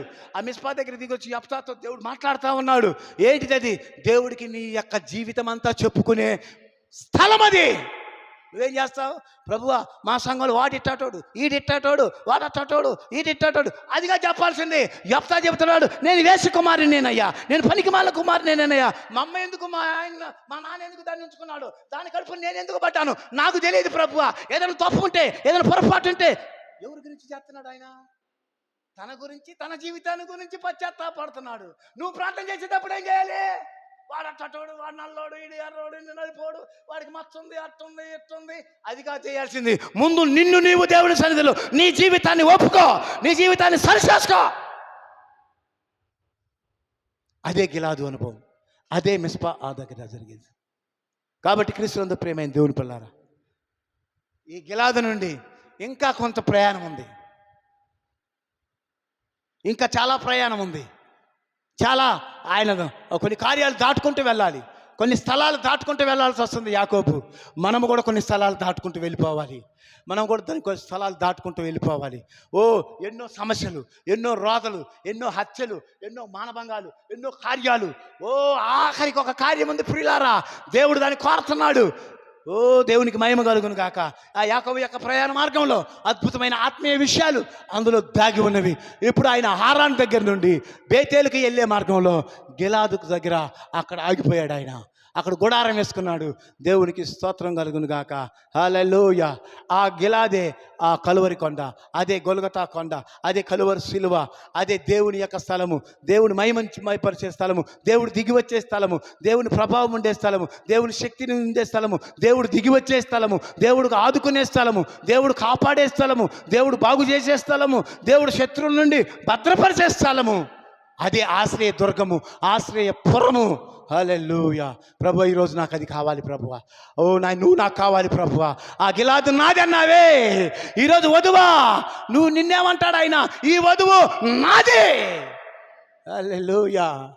ఏమన్నాడు? ఆమె ప్రవక్త భార్య. ప్రవక్త భార్యకే అంత కాపుతలుంటే క్రీస్తు భార్యకి ఇంకెంత కాపుదల. హల్లెలూయా. ప్రభువా, ఈరోజు నేను నీ సన్నిధిలో నేను ప్రార్థించే అనుభవం, మిస్పా అనుభవం, నీతో దర్శించుకునే అనుభవం, నీవు నేను కలిసి మాట్లాడుకునే సమయం, నీవు నన్ను లోకం నుండి వేరు చేసే స్థలము, శత్రువు నుండి వేరు చేసే స్థలము ప్రభువా. ఈ యొక్క గిలాదు, ఈ మిస్పా వేరు చేసే స్థలము. ఇదిగో లోకానికి నన్ను వేరు చేసే స్థలము, లోక కార్యాలకు నన్ను వేరు చేసే స్థలము, లాభాను నుండి వేరు చేసే స్థలము, లోక కార్యాల నుండి వేరు చేసే స్థలము. ఇది ఏంటిది? కలువరి శిలువ, యేసుక్రీస్తు రక్తపు గుర్తు. హల్లెలూయా. శత్రువు రాకుండా దేవుడు ఒక అడ్డు వేస్తున్నాడు, రాళ్ళ కొప్పేశాడు, అక్కడ కలువరి శిలువను పెట్టున్నాడు, ఆయన రక్తాన్ని కంచిగా పెట్టున్నాడు ఆయన. ఓ వధువా, ఎంత ధనిలో మనం ఈరోజు. ఆ రక్తాన్ని దాటి ఎవడన్నా రాగలడా? ఆశ్రయపురాన్ని దాటి ఎవడన్నా రాగలడా? ఆ కావలి కోటను దాటి ఎవడన్నా రాగలడా? ఆ కావలి కోటలోకి ఎవడన్నా ప్రవేశించగలడా? ఓ, ఎందుకని కావలివాడు అక్కడ ఉన్నాడు. ఆయనే మన ప్రభు అయిన క్రీస్తు, ఆయనే మన కాపుదల, ఆయనే మన భద్రత, ఆయనే మన నిశ్చయత. ఆ ప్రార్థనా స్థలమే మనల్ని కాపాడే స్థలము. ప్రభువా, ఈ రాత్రికాల సమయంలో ఆ గిలాదు అనుభవం నాకు కావాలి, ఆ మిస్పా అనుభవం నాకు కావాలి, ఆ కలువరి అనుభవం నాకు కావాలి, ఆ నీ రక్తములో ముంచబడుట నాకు కావాలి. నా పాపాలు కడగబడాలి, పవిత్రులుగా చేయబడాలి. నాలో దోష నేరారోపణ, నా మనస్సాక్షి కూడా నా మీద నేరారోపణ మోయకుండా నేను జీవించాలి. అట్టి కృప మాకు దయచేయి అన్నాడు. యాకోబు అంటున్నాడు, ఎత్తుక్కో అని అంటున్నాడు. కృప. యాకోబు అంటే ఏంటిది? కృప. కృప. ఎంత అద్భుతమైన కృప! దేవుడు మనకు కృపనిచ్చాడు. ప్రియ సోదరి సోదరులారా, మనం బేతేలు వెళ్ళక ముందే, తండ్రి ఇంటికి వెళ్ళేదానికి ముందే, మన శరీర మార్పుకు ముందే, మన యొక్క కార్యాలను నిశ్చయంగా అపవాది తంత్రాలను, అపవాది వస్తువులను ఇంకేమైనా ఉన్నాయేమో. హల్లెలూయా. యెఫ్తా కుమార్తె ఏం చేసింది? నాన్న, నాకు 2 నెలలు గడువి నాయన, ఆ కొండల మీదకి వెళ్తా, నా కన్యత్వాన్ని గురించి ప్రలాపిస్తా. ఇదిగో కన్య అనగానే ఆమె పరిశుద్ధురాలు కాదు. కన్యకనగా మనసులోనూ, నడతలోనూ, పడతలోనూ, ఆలోచనలోనూ, తలంపులోనూ, ఊహలోనూ, ఉద్దేశంలో కూడా ఏ పాపం అనేటువంటి ఏమంటే ఆలోచనే లేనిది కన్యక. కన్యకనగా ఒక స్త్రీ, ఒక కన్యకలో ఆలోచన లేకుండా ఉంటాయా? అందుకని యెఫ్తా కుమార్తె అంటుంది, నేను కొండకి వెళ్తా, పర్వతం మీదకి వెళ్తాను ఆయన, ఇంకా నా లోపల ఇంకా ఏమో అన్నీ నేను కడిగేసుకుంటా, నా మనసులో, తలంపులో, ఊహలో దేవుడికి నేను ప్రతిష్ఠించుకుంటా, నేను దేవునికి సమర్పణ చేసేసుకుంటా. ఇంకా నాలో నా హృదయము నా మీద దోషారోపణ చేయకుండా ఉండేలాగా ఆ కొండ మీదకి వెళ్ళి ప్రలాపిస్తా, ప్రార్థిస్తా. నాలో దోషం లేకుండా ఉండేలాగా చేసుకుంటా. నువ్వు దేవుడికి ఏం సమర్పించుకున్నావు దాన్ని చెయ్యి. ఏమి సమర్పణ జీవితం ఇది! ఎంతలా సమర్పణ జీవితం ఇది! దేవునికి మనల్ని ఎలాగ సమర్పించుకోవాలి? పౌలు అంటున్నాడు కదా, సజీవ యాగముగా మీ శరీరములను ఆయనకు సమర్పణ చేసుకోండి. సమర్పణ చేసుకోండి. దేవుడు మనకిచ్చిన సమయము ఎత్తబడేదానికి ముందుగానే, ఆ పరలోకపు ఇంటికి వెళ్ళేదానికి ముందుగానే, యాకోబు తన తండ్రి ఇంటికి వెళ్ళేదానికి ముందుగానే ఆయన సంఘానికి చెప్తున్నాడు, ఏమన్నా ఉంటే నీ దేవుడు ఆడుకో, ఎత్తుక్కో, తీసుకొని పో. కృప చూపిస్తున్నాడు యాకోబు. యాకోబు దేవుడు ఎవరు? కృపగల దేవుడు ఆయన. మన దేవుడు కూడా మనకు కృప చూపిస్తున్నాడు. ఆయన రాకముందే, ప్రాణం పోకముందే, సమాధి కేకవేకముందే, ఎత్తబడుట రాకముందే, దేవా ఈ మిస్పా అనుభవం నాకు కావాలి, ఈ గిలాదు అనుభవం నాకు కావాలి, నీ తోడు నాకు కావాలి, నీ ఆశ్రయం నాకు కావాలి, నీ సన్నిధి కాంతి నాకు కావాలి, నీ వెలుగు నాకు కావాలి, నీ ప్రసన్నత నాకు కావాలి. నీవు ఇక్కడ మిస్పా దగ్గర ఉండాలి, ఆ శిలువ నా దగ్గర ఉండాలి, ఆ రక్తం నా దగ్గర ఉండాలి. ఓ దేవ, అట్టి కృపలో నన్ను జ్ఞాపకం చేసుకోమని ప్రార్థన చేద్దాం. అట్టి కృప దేవుడు మనకు అనుగ్రహించును గాక. ఆమేన్. God bless you.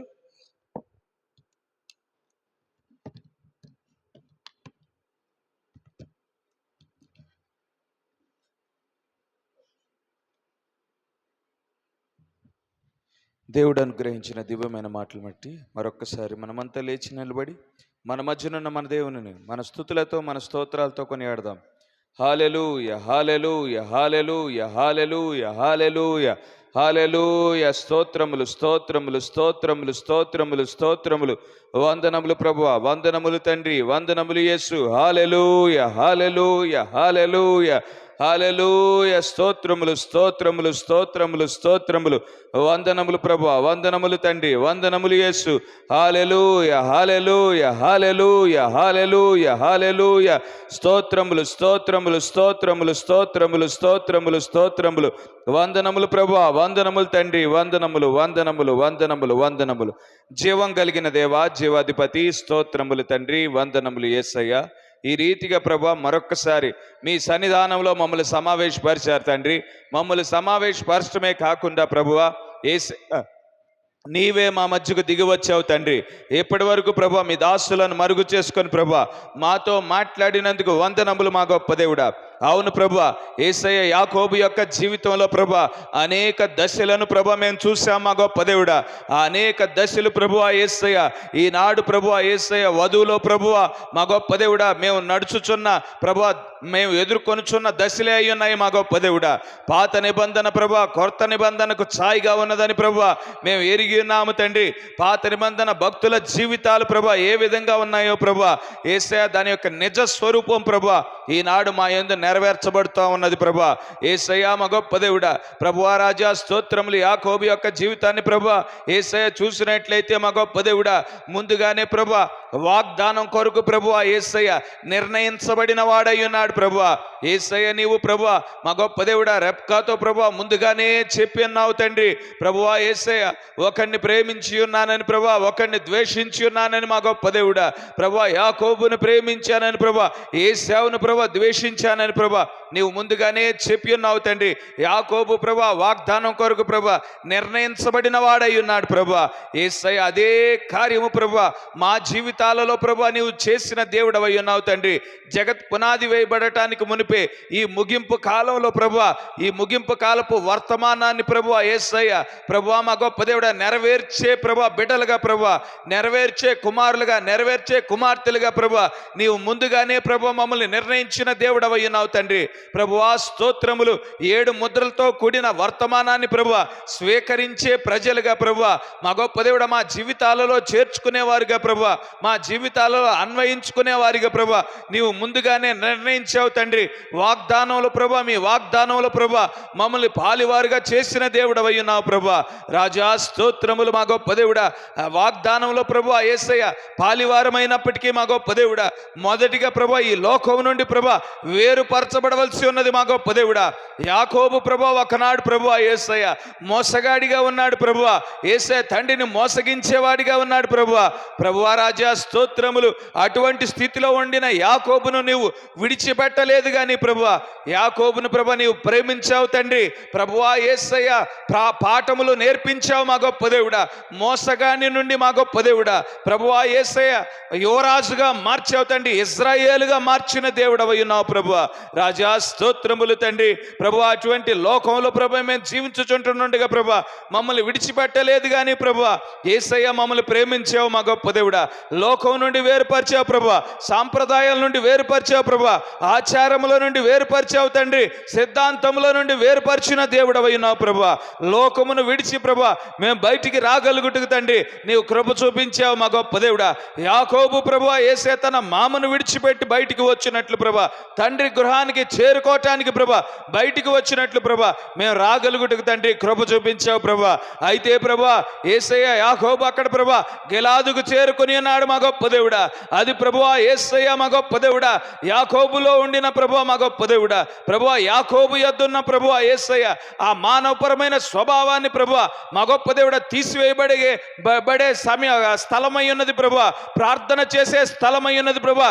దేవునితో సహవాసం కలిగి ఉండే స్థలమై ఉన్నది మా గొప్ప దేవుడా. ప్రభువా స్తోత్రములు. ఈనాడు ప్రభువా రాజా స్తోత్రములు.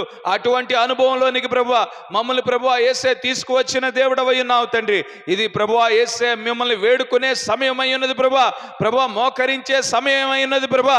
గోజాడే సమయం అయి ఉన్నది ప్రభువా. మాలో ప్రభువా శరీర సంబంధమైన ప్రభువా ప్రతి స్వభావాన్ని విడిచిపెట్టే సమయం అయి ఉన్నది ప్రభువా. యేసయ్య స్తోత్రములు ప్రభువా. భూ సంబంధమైన స్వభావాన్ని ప్రభువా యేసయ్య మా గొప్ప దేవుడ మాలో నుండి తొలగించబడే సమయం అయి ఉన్నది ప్రభువా. యేసే మీతో ప్రభువా యేసే సహవాసం కలిగి ఉంటుండగా ప్రభువా, మోకరించి ప్రార్థన చేయుచుంటుండగా ప్రతి బలహీనతను జయించే స్థలమై ఉన్నది ప్రభువా.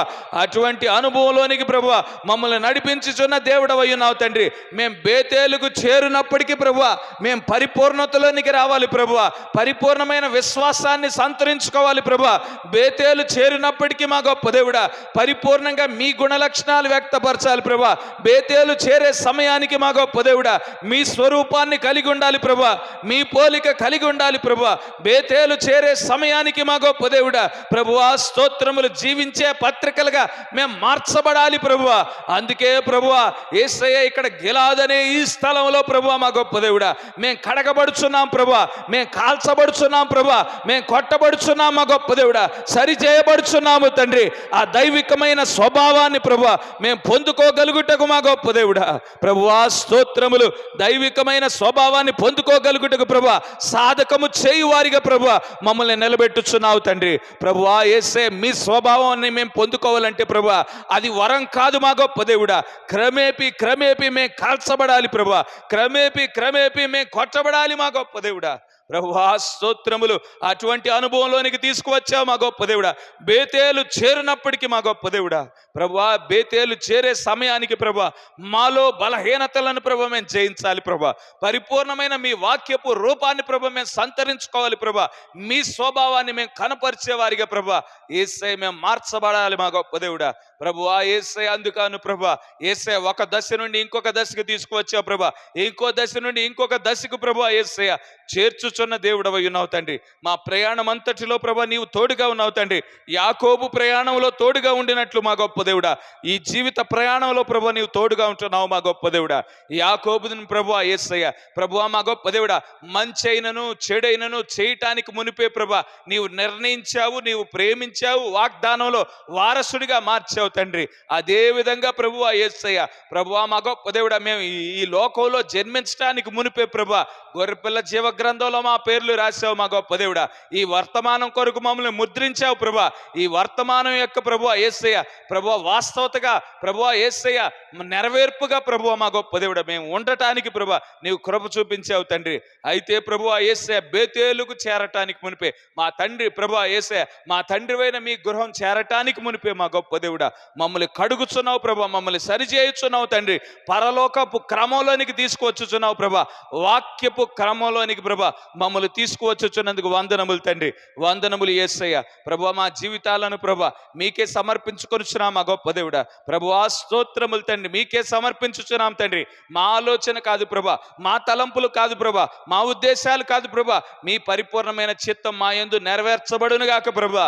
యేసయ్య ఈ మట్టి పాత్రల ద్వారా నీవే మహిమ పొందుకొను గాక ప్రభా. యేసయ్య మా గొప్ప దేవుడా ప్రభువా రాజా స్తోత్రం. మీ ప్రభా పరిపూర్ణమైన చిత్తం ప్రభా ఈ మట్టి పాత్రల ద్వారా నెరవేర్చబడును గాక ప్రభా. యేసయ్య స్తోత్రములు. వందనములు ప్రభా. బోధించబడిన ప్రతి మాట ప్రభా మాలో నూరంతలుగా ఫలించగలుగుటకు తండ్రి కృప చూపించండి మా గొప్ప దేవుడా ప్రభువా స్తోత్రములు. మరలా ఈ వాక్య భాగాలు ప్రభా మేము నెమరు వేసుకొనగలుగుటకు తండ్రి నీవే కృప చూపించుచున్నందుకు వందనములు తండ్రి ప్రభువా. యేసయ్య స్తోత్రములు. కూడి వచ్చిన ప్రతి బిడ్డను దీవించండి ప్రభా. ప్రతి బిడ్డను ఆశీర్వదించండి మా గొప్ప దేవుడా ప్రభువా. యేసయ్య ప్రభా మా గొప్ప దేవుడా ఇప్పుడు వరకు ప్రభా వాక్య పరిచర్య చేసిన ప్రభా మీ దాసులను దీవించండి ప్రభా.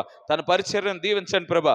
యేసయ్య ఇప్పుడు మా గృహాలకు మేము వెళుచుంటుండగా మరొక్కసారి ప్రభా మీ సన్నిధి, మీ ప్రసన్నత, మీ దీవెనలు, మీ ఆశీర్వాదాలు ఇప్పుడు ఎల్లప్పుడు మా మీదను మా కుటుంబాల మీదను మెండుగా కృమ్మరించమని కోరుకుంటూ ఈ చిన్న ప్రార్థన ప్రభు అయిన యేసుక్రీస్తు నామములో అడిగి వేడుకొంచున్నాము.